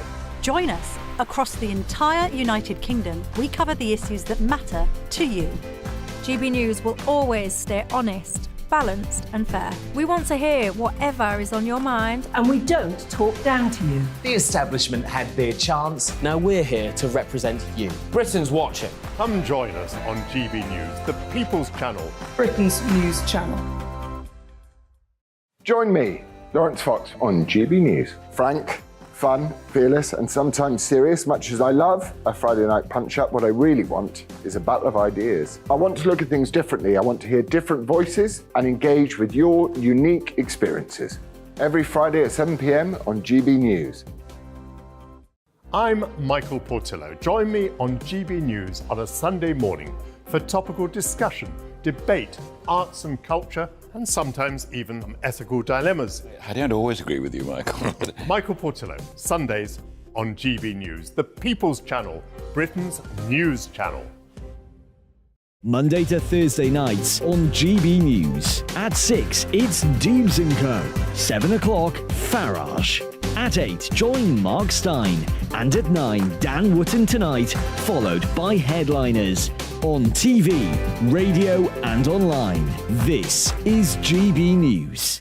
We are GB News, the People's Channel. And right across the United Kingdom. You can find us on Sky Channel 512, Virgin Media Channel 604, Freesat Channel 216. Freeview Channel 236, and YouView Channel 236. You can also take us with you on DAB Plus Radio, with the GB News app and at the website gbnews.uk. We're absolutely everywhere. Come join us on GB News, the People's Channel, Britain's news channel.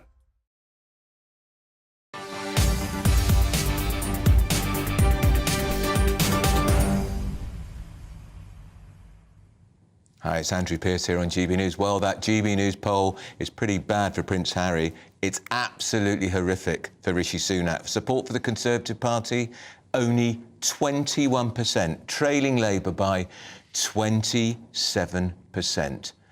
Some good news for the Prime Minister in the healthcare row. The majority of people in that poll say it's acceptable for a Prime Minister to have private health insurance. My point is, why didn't he just say so when he was asked the question a week ago? Let's talk now to Giles Kenningham, who's the former head of press at Number 10 in the glory days relative, you could say, to Theresa May. Giles, this poll, it ain't good, is it? No way even you can put a positive spin on this. No, there's no way you can spin it. I mean, I do think midterm polls are traditionally quite soft, but, this comes down to party management and how nervous and jittery it will make Tory MPs. And we've seen that, the Tory party is a series of delegate coalitions, very hard to govern. So, all of this makes it a lot more difficult for Sunak, which is why you see him often capitulating on certain issues. I think really for him, he'll be looking towards the local elections as the next big flashpoint. If there's a very bad set of results there, then it's not beyond the realms of possibility that you do see this sort of, speculation that Boris Johnson might make a move or his supporters might make a move.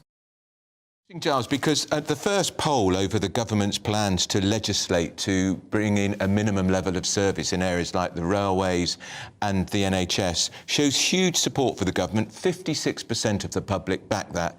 But in his party political broadcast this week, the Prime Minister never mentioned it, even though the legislation had only been brought forward the day before. He seems to be frightened of his own shadow. Yeah, I mean, certainly I think he looked a lot more assured, a lot more reasonable, ironically, during COVID when he was parachuted into being Chancellor. He showed high levels of empathy. He does seem quite stiff and nervous in front of the camera, and I think that is being picked up. Having said that, he's also against another politician in Keir Starmer, who, despite being a barrister, isn't a great performer, isn't particularly light on his feet, doesn't really electrify the electorate. So, he's helped somewhat by that. And, by the fact that we've got a third party, Lib Dems, who are pretty much still in the political wilderness. Giles, in the week, we saw the Boris Johnson bandwagon gathering momentum. A portrait has been unveiled of him at the Carlton Club. That's what happens with all former Tory Prime Ministers. Lots of his supporters saying the only way the Tories can save the next general election is ditch Rishi Sunak after the local elections in May if they're terrible, and they probably will be, and bring back Boris. They couldn't, could they? I think they could. I mean, look how quickly they got rid of Liz Truss. I mean, you have got this situation when you speak to Tory MPs privately and they say, look, probably there is a narrow pathway to victory at the next election that probably, as implausible as it seems, is through Boris Johnson. Of course, you've got this sort of situation, though, where that if you were to bring Boris Johnson back, you've got 60 MPs, 60 plus MPs, still in the parliamentary party who call for him to resign. Having said that, a bad set of local election results would definitely, focus the minds, and people beginning very jumpy and jittery about their seats. So yeah, it's not implausible, but clearly in all of this political manoeuvring, he can't be seen to be doing it. He's going to have his outriders and supporters doing it. He's very much got to stay above the fray, above the politics. Let's bring Paul Embry into the conversation. Paul, you're a Labour Party member. You must be heartened that the party is so far ahead. But Giles Kenningham's got a point about Keir Starmer. He's flat. He's wooden. In fact, he's more wooden than the Forest of Dean, frankly. I mean, if they had a charismatic leader like Blair, they'd be 40 points ahead in the polls. And in fact, Blair often was 35, 40 points ahead in the polls. I think it's always a mixture of substance and image. That's the truth of it. But I don't think image is absolutely everything. I mean, you'll remember, well, you won't remember personally, but in the post-war election when Attlee defeated Churchill, you might remember that, actually, Andrew. Thank you for that. Thank you for that. But of course, Attlee was regarded as very wooden and very boring, and Churchill was this. There were other factors, though, weren't there? There were, but that's the point that I'm making. It's not just about image. Sure. There are other factors as well. But I don't believe it's a foregone conclusion, the next election, actually. I would be, if I had a direct line to Keir Starmer, I would be counselling him to say, look, be very careful about thinking that you've got this in the bag. What would you tell him to do differently? I don't know necessarily anything differently, because I think the problem at the moment is more the wider Labour Party and the fact that it's still unwilling to change in many respects, rather than Starmer himself, who I think he understands the direction it does need to go in, which is why I think it's good that he said, look, we're not going to reverse Brexit, we're not going to bring back free movement and so on.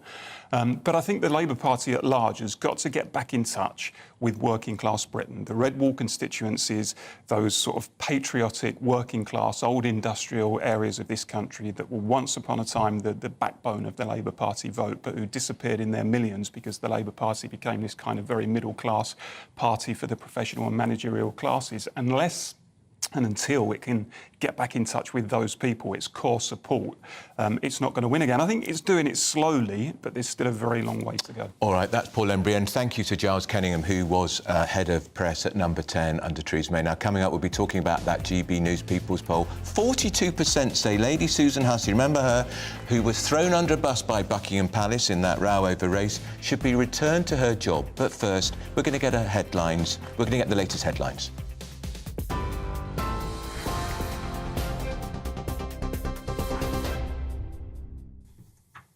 Good afternoon. It's 1:32. I'm Rhiannon Jones in the GB newsroom. Manchester City footballer Benjamin Mendy has been found not guilty of 6 counts of rape and 1 count of sexual assault. It follows a 6-month trial at Chester Crown Court. Jurors couldn't reach verdicts on 1 count of rape and 1 of attempted rape. The prosecution sought a retrial on those counts, which has been scheduled for June.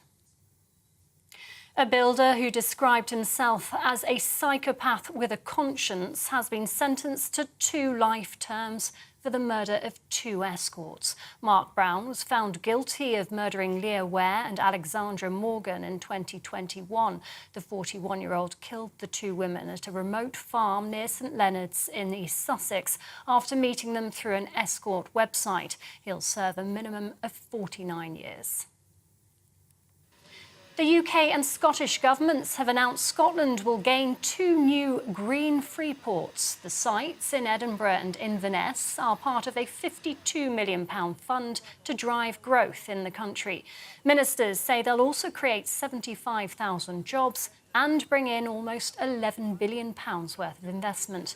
The announcement follows private talks held last night between Prime Minister Rishi Sunak and Scotland's First Minister, referred to by Nicola Sturgeon as constructive. And a good example of that is today's announcement. We're announcing, together with the Scottish Government, the creation of 2 new free ports, green free ports here in Scotland. They're going to bring jobs and investment to the region, and actually going out and about today talking to people, they are so excited about what this means for their local area. And that's why we've seen in England that once we've announced free ports, you see companies investing more money, jobs created. I want to bring those same opportunities here to Scotland, so I'm delighted that we're able to do that today. Labour leader Sir Keir Starmer says the time for action on the Northern Ireland Protocol is now. A warning the following contains flashing images. Delivering his key speech at Queen's University in Belfast earlier, Sir Keir also promised his party will remain a good faith guarantor of the Good Friday Agreement. He's urged the Prime Minister to recognise past mistakes and resolve issues over the post-Brexit trading arrangements. And the economy unexpectedly grew by 0.1% between October and November. That's despite the soaring cost of living.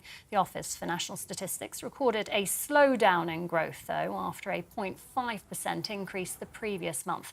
It says the economy was helped by people filling the pubs to watch the World Cup. Chancellor Jeremy Hunt says the government has a clear plan to halve inflation this year and get the economy growing again. TV, online and DAB Plus radio. This is GB News. Don't go anywhere. And we'll be back in just a moment.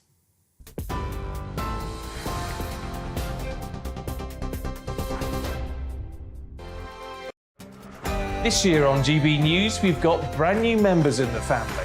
Join us. Across the entire United Kingdom, we cover the issues that matter to you.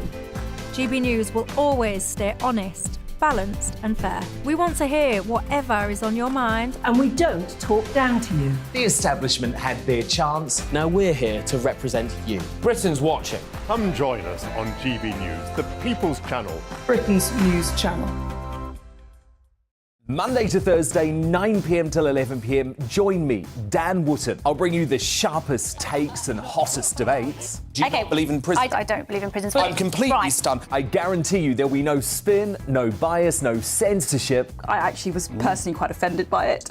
And no reason to go to bed. So I guess they've always been quite woke. That's Dan Wootton tonight on TV, radio and online. Monday to Thursday from 9 p.m. till 11 p.m. on GB News. The People's Channel, Britain's news channel.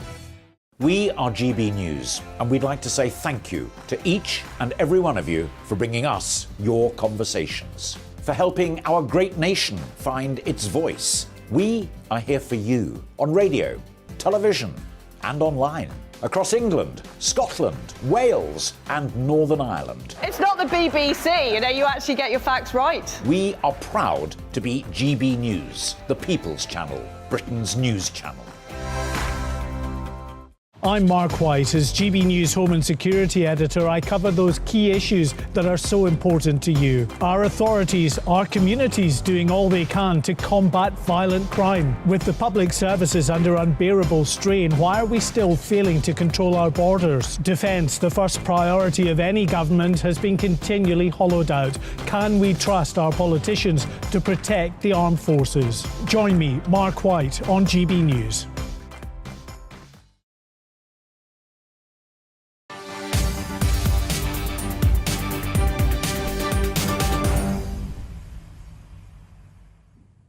Andrew Pierce with you. Well, we can't get away from Prince Harry, can we? The reverberation from his books continue, the fallout, the 4 television interviews he's done.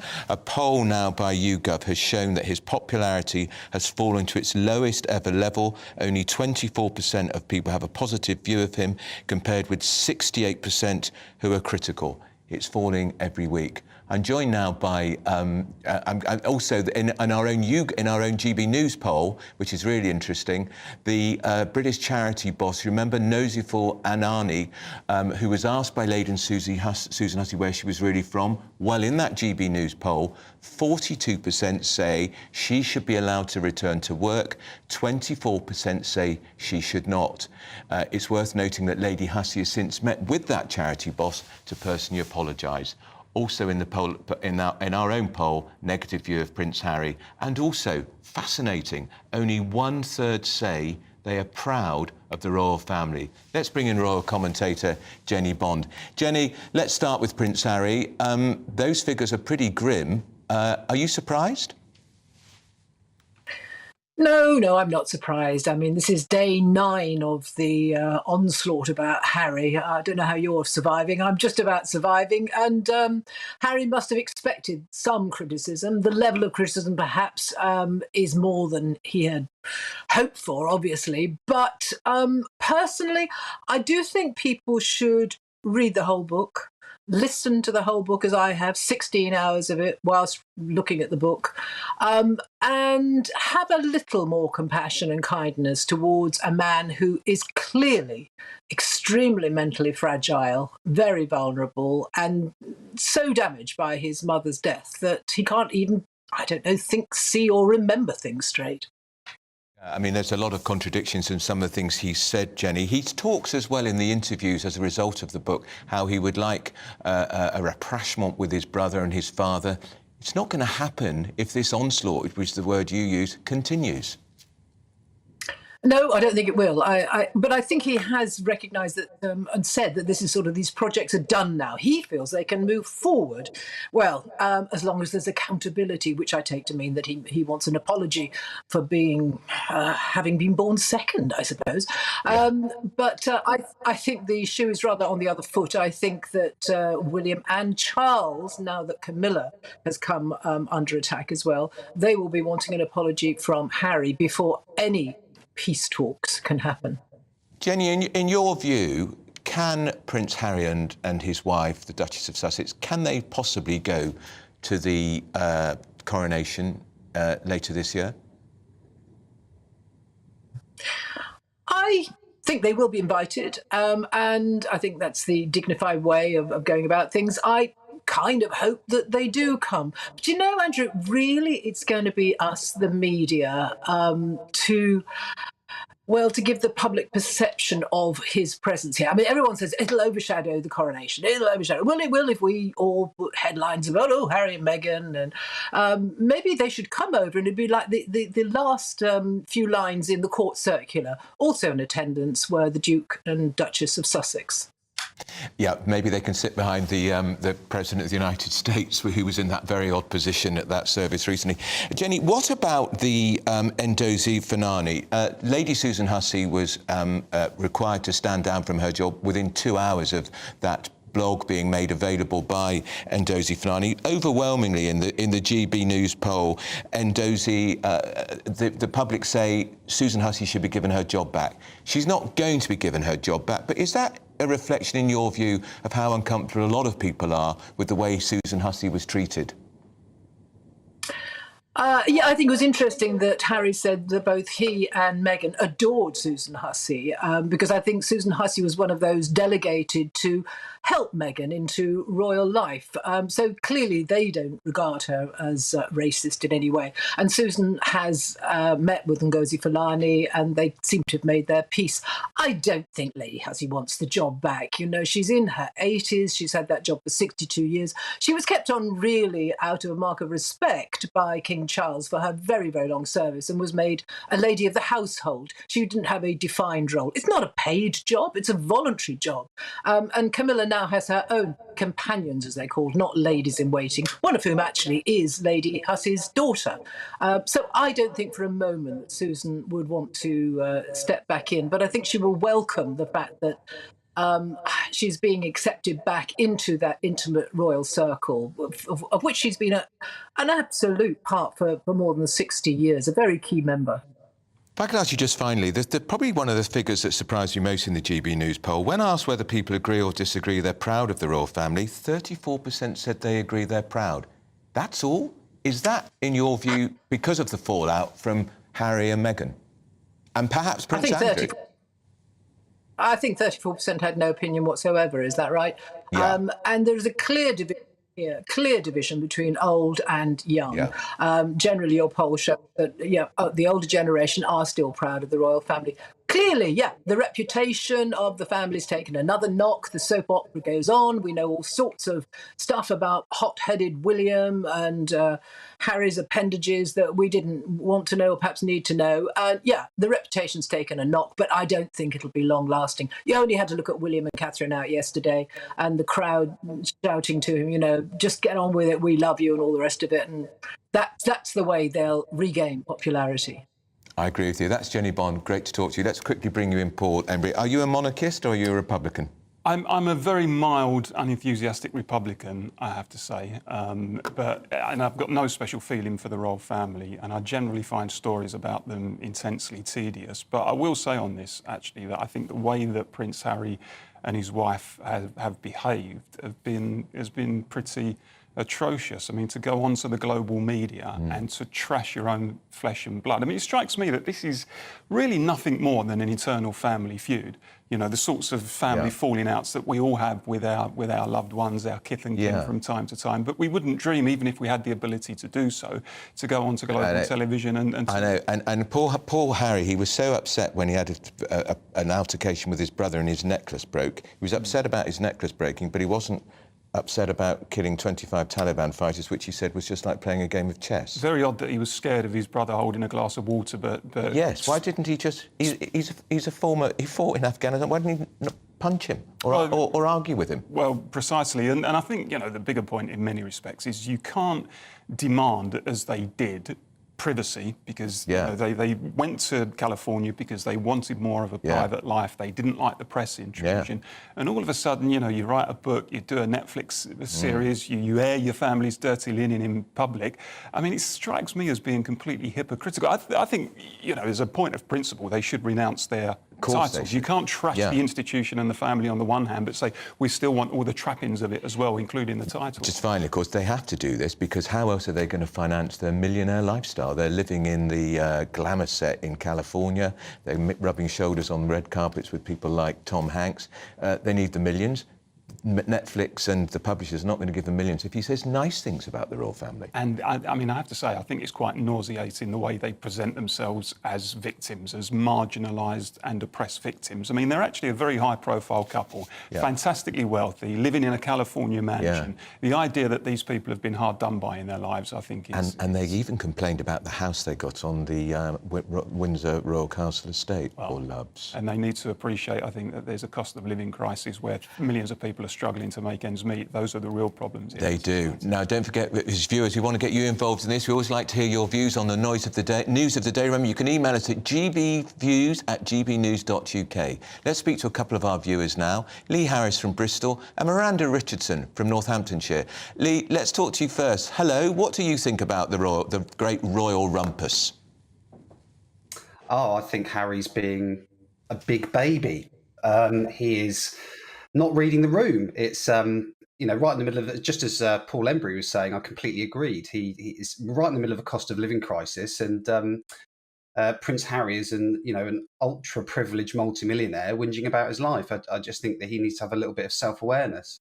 I think that he's attacking this country, he's attacking the monarchy, and it doesn't surprise me in the slightest that the polling shows that his popularity sunk to new all-time lows. I just think that I think he should take a dignified silence and wind his neck in. What do you make of the poll which shows the Tory party languishing at 21% and the Labour Party on 47%? What's wrong with Rishi Sunak? I think I know. I've given this a lot of thought, and there are lots of reasons, but I think there are some big main reasons. I say this as a Conservative member. We can start by the way Rishi Sunak took office. That was their single biggest mistake, was getting rid of Boris. And now we've got Rishi, who members didn't vote for, and Jeremy Hunt, who's one of the least popular MPs in the party. So I think the party itself is a little bit disenfranchised at the moment. They haven't got the enthusiasm that they had. So there's one thing. But that being said, I honestly believe the main reason now is the cost of living crisis and the terrible state of the country after spending $400 billion on COVID and shutting down the economy for 18 months, which clearly isn't entirely the fault of the Conservatives. But what's immensely frustrating is some of us predicted that this would happen and tried to warn the party about it. I certainly did. I really just wish Liz Truss hadn't made a pig's ear of the mini budget. She had the right idea. It was poorly executed. But the timing was just terrible. And of course, now what we've got, high tax Jeremy Hunt with his essentially a Labour budget. He should be lowering taxes right now, have a laser focus on growth, basically boost the economy. He doesn't need to pay down this debt straight away. We can. All right. Lee, I'm going to have to move on because I need to get Miranda in here. Thank you for that. Miranda Richardson, what do you think, Miranda? Good afternoon to you and Happy New Year. Good afternoon, Andrew. Do you know what? It's not often I find myself slightly stuck for something to say or stuck for a reaction. I want to start with Prince Harry. I was a 15-year-old child who lost her mother. I didn't do it publicly. I lost it in my own life. I wasn't made to grieve openly and publicly my entire life, as he has done. And when people don't understand why someone is grieving so much, then do you know what? You want to consider yourself lucky that you don't understand. That boy, those boys, however their relationship, however it is, ultimately comes down to something that we would never wish on our own children, ever. For him to now deal with the situations he's dealing with, this is coming out of a form of PTSD from a child and losing that and dealing with that. And if he wants to air that and deal with it in this way and get it out that way, then do you know what? Then that's his prerogative to do so. When we talk about not letting them air their dirty laundry in public, he had to air something far, far worse in public than any of us will ever appreciate how deep or how hard that is. And I'm coming at that from that child stuck in that situation. And it's not often, Andrew, sorry, I would feel like that. But at the moment, I haven't read this book. I've got it to read. I'm off on holiday next week, and I've got it to read when I'm away. I'm not a big royalist. I'm neither here nor there. I sit on the fence with the whole family. But I come at it from someone who looks to work with children's charities that support grieving children, not the parents. There's always plenty of care for parents, but not for the children. And I try and do that. We can't begin to comprehend where his head's at. If he contradicts himself, he probably does a lot, because all of a sudden there'll be something that will take him back and it will trigger him to that moment. And I think if it's a way for him to get it out there, then that's what he's doing. All right, Miranda, well, that's very powerful and very moving. Thank you for that. That's Miranda Richardson, GB News viewer, and Leah Harris. Thank you both for joining me on the show today. Paul Embry, any stories that have caught your... Well, actually, how would you respond, actually, to what Miranda said?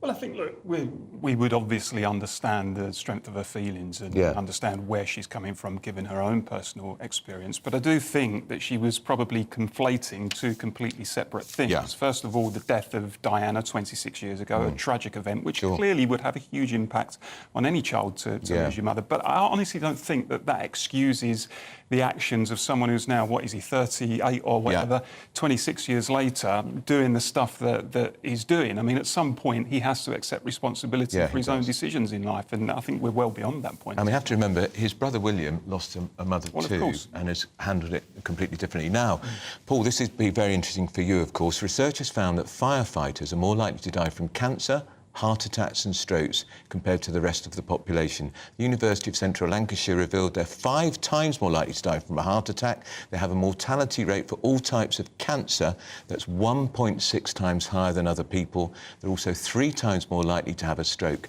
Also, we've seen, Paul, the Daily Mirror reporting today that up to 12 firefighters involved in fighting at Grenfell Tower may have cancer. What do you make of these figures? You are a firefighter. Yeah, I'm a firefighter. I was a senior official in the Fire Brigades Union, which, you know, to its immense credit, has carried out this research in conjunction with the University of Central Lancashire, as you said. I mean, it's a very jolting reminder, I think, in many respects, of what the emergency services do for us. You know, going into the front line, risking their own lives, their own health and safety, and the protection and the service of the public, and often paying, not so much often these days, fortunately, but certainly once upon a time, quite often paying the ultimate price. And some of this stuff we don't see, and it's really good when we do get research like this and channels like this cover it. Because, you know, nobody, whether you're a firefighter or in any industry, should go into work thinking, actually, I'm unprotected and I'm at risk, much higher risk, as we've seen from the evidence, of contracting cancer. I think that there's a clear obligation now on senior people within the fire service, within the Home Office, to make sure that this research is taken account of. And of course, you're never going to eliminate risk in any industry, particularly in the emergency services, and I'm somebody who accepts that. But nonetheless, you can mitigate it. And I think that this serious piece of research to prevent further deaths in the future and families suffering in the way that some have in the past needs to be taken account of. And just finally, Paul, as a firefighter, as somebody who's been involved on the union side too, do you think the employers are aware enough of the risk that you guys are putting yourselves in every time you go in smoke-filled buildings and the asbestos you're exposed to? I think they're aware of it. Whether or not they do anything about it is often a different question. I mean, I've been a firefighter for 25 years now, and generally, to get improvements in working conditions and health and safety, they come about as a result of the union doing things like this, undertaking research and campaigning hard and strong for changes to improve the working conditions and the environment of people in the industry.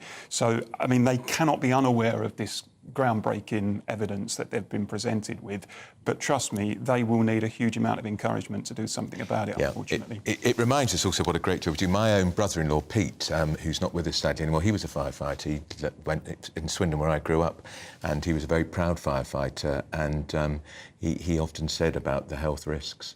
It's one big family, and when somebody dies or is injured, and I've known people in the job who have been injured, and sadly some people who have lost their lives, it affects everybody, and it's why unions like my own bothers to undertake this type of research to make sure, you know, these deaths are much reduced in the future. All right, Paul, you've probably got lots to do. Would you come and join me again on this programme? Very happy. Paul Embry, he's a trade unionist, he's a member of the Fire Brigades Union, and he's a serving firefighter. And I say that's research pretty disturbing about how exposed firefighters are to cancer. Now, you've been watching Andrew Pearce here on GB News. The show will be back till 12 till 2 next Friday. Don't go anywhere next. It's The Briefing with Eileen Foster. Before that, the weather.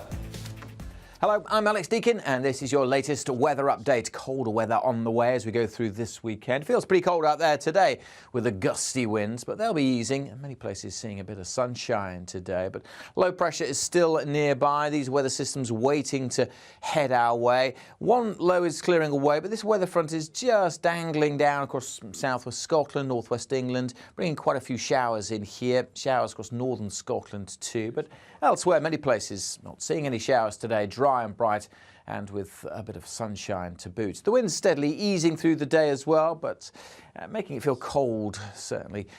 Temperatures around average, or a touch above 7 to 8 degrees generally, 10 or 11 across the south. But colder air, as I said, is on the way through the weekend. But not tonight, because tonight we're going to see further rain coming in. Those weather systems out in the Atlantic bringing rain initially for Northern Ireland, then across Wales this evening. That rain persistent across Wales and southwest England by the morning time. Could cause some issues here as that rain continues to build up.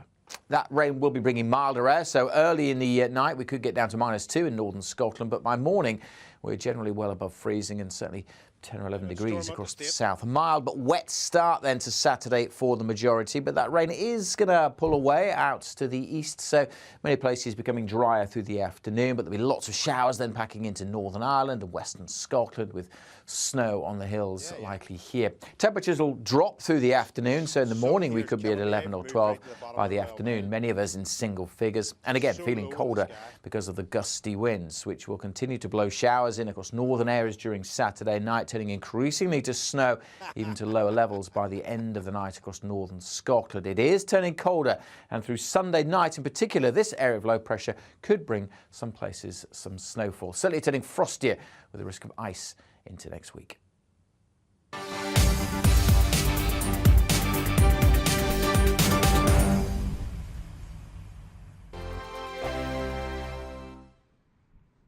Monday to Thursday nights on GB News. At 6, it's Dubes & Co. 7 o'clock, Farage. At 8, join Mark Stein. And at 9, Dan Wootton Tonight, followed by Headliners. On TV, radio and online. This is GB News. We are GB News, the People's Channel. Why not take us home with you by visiting the GB News shop at gbnews.store? You'll find all the official merchandise, a really good present actually for yourself, your friends or your family. We ship across the UK mainland at no extra cost. GB News, the People's Channel. Here on GB News Live, we'll be keeping you in the picture, finding out what's happening across the country and finding out why it matters to you. We'll have the facts fast with our team of reporters and specialist correspondents. Wherever it's happening, we'll be there from 12 noon on TV, radio and online. GB News, the People's Channel, Britain's news channel.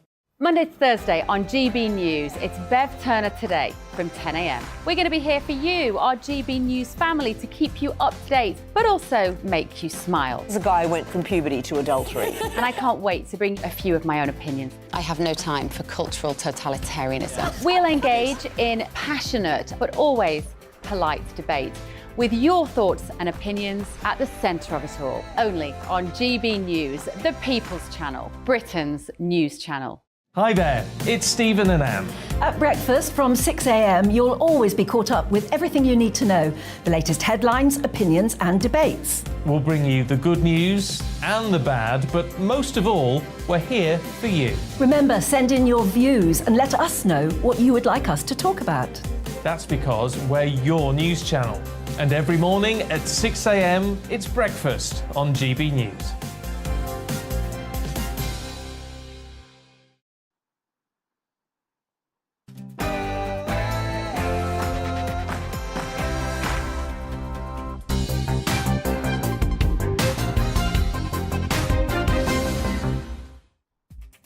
Hello and welcome to the briefing. I'm Arlene Foster and here's what's coming up over the next hour. Rishi Sunak and Sir Keir Starmer are both touring the UK. Prime Minister in Scotland and the Labour leader in Northern Ireland will be live in both nations as the leaders vie to show their statesman credentials. It's a scourge in pubs, bars and clubs around the country, but now the government has ruled out making spiking a specific crime, angering many people across Westminster, and I'll be joined by Dawn Dines, founder of Stamp Out Spiking, who has been campaigning for more than 25 years. And amid criticism that the UK isn't as close to Ukraine as we were under Boris Johnson, the government is now considering sending tanks to Ukraine. Lord Richard Dannett has been this week urging the government to step up in the fight against Putin, and we'll be speaking to him live. And as ever, give me your political briefing. Send in your views and opinions by emailing gbviews@gbnews.uk or tweet me at gbnews. But first, let's get the news with Rihanna.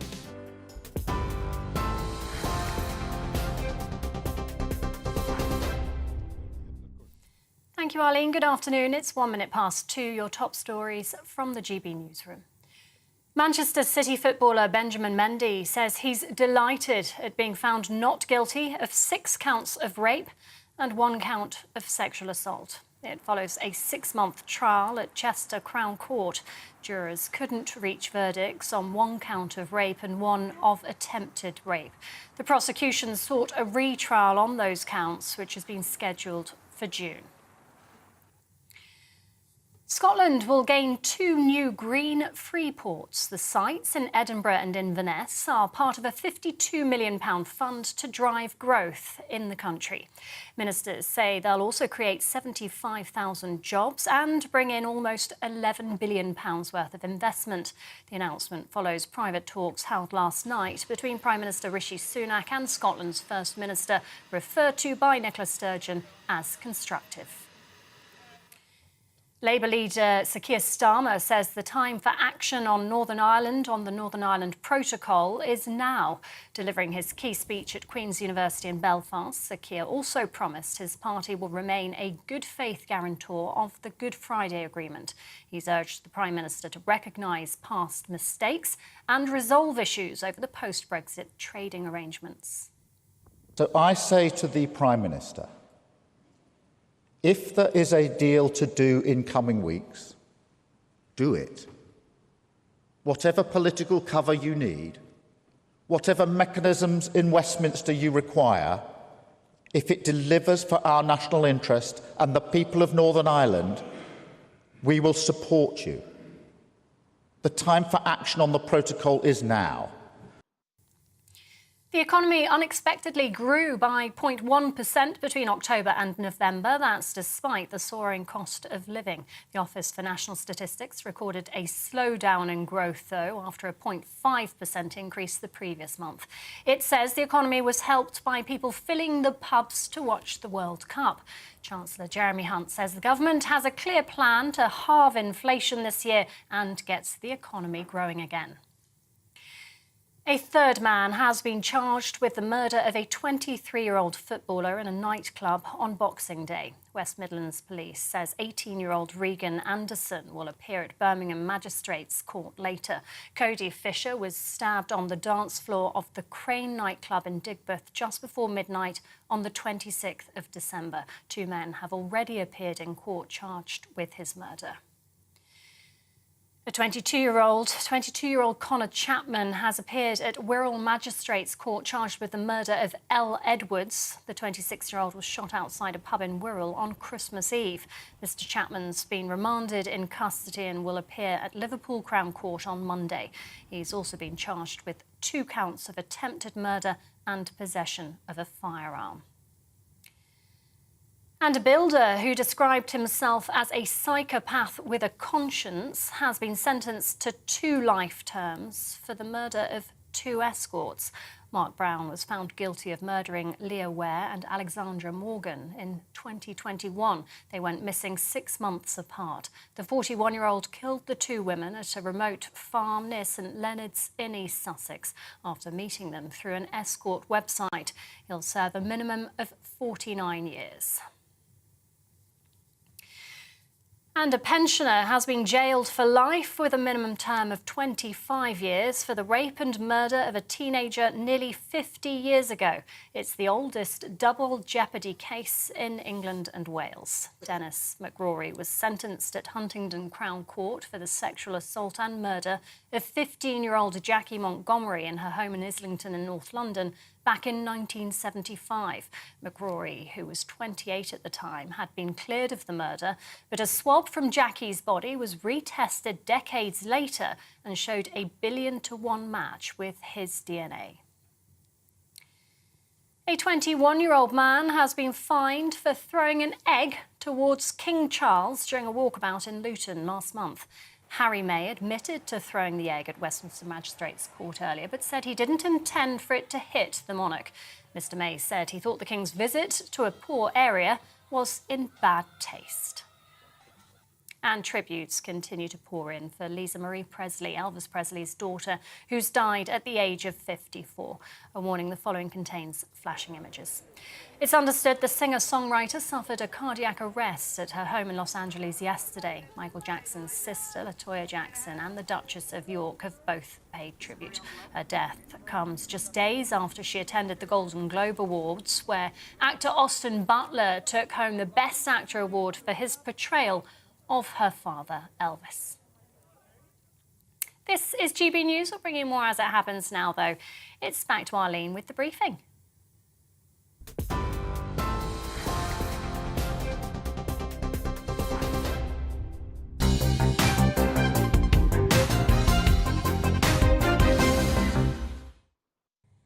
Welcome back to the briefing. Now, both the Prime Minister and the Leader of the Opposition are on official visits to the devolved nations. Rishi Sunak is in Scotland, where he has announced 2 green Freeport bids in conjunction with the Scottish Government. They'll be based in Inverness and in Edinburgh. On the other hand, the Leader of the Opposition, Keir Starmer, is in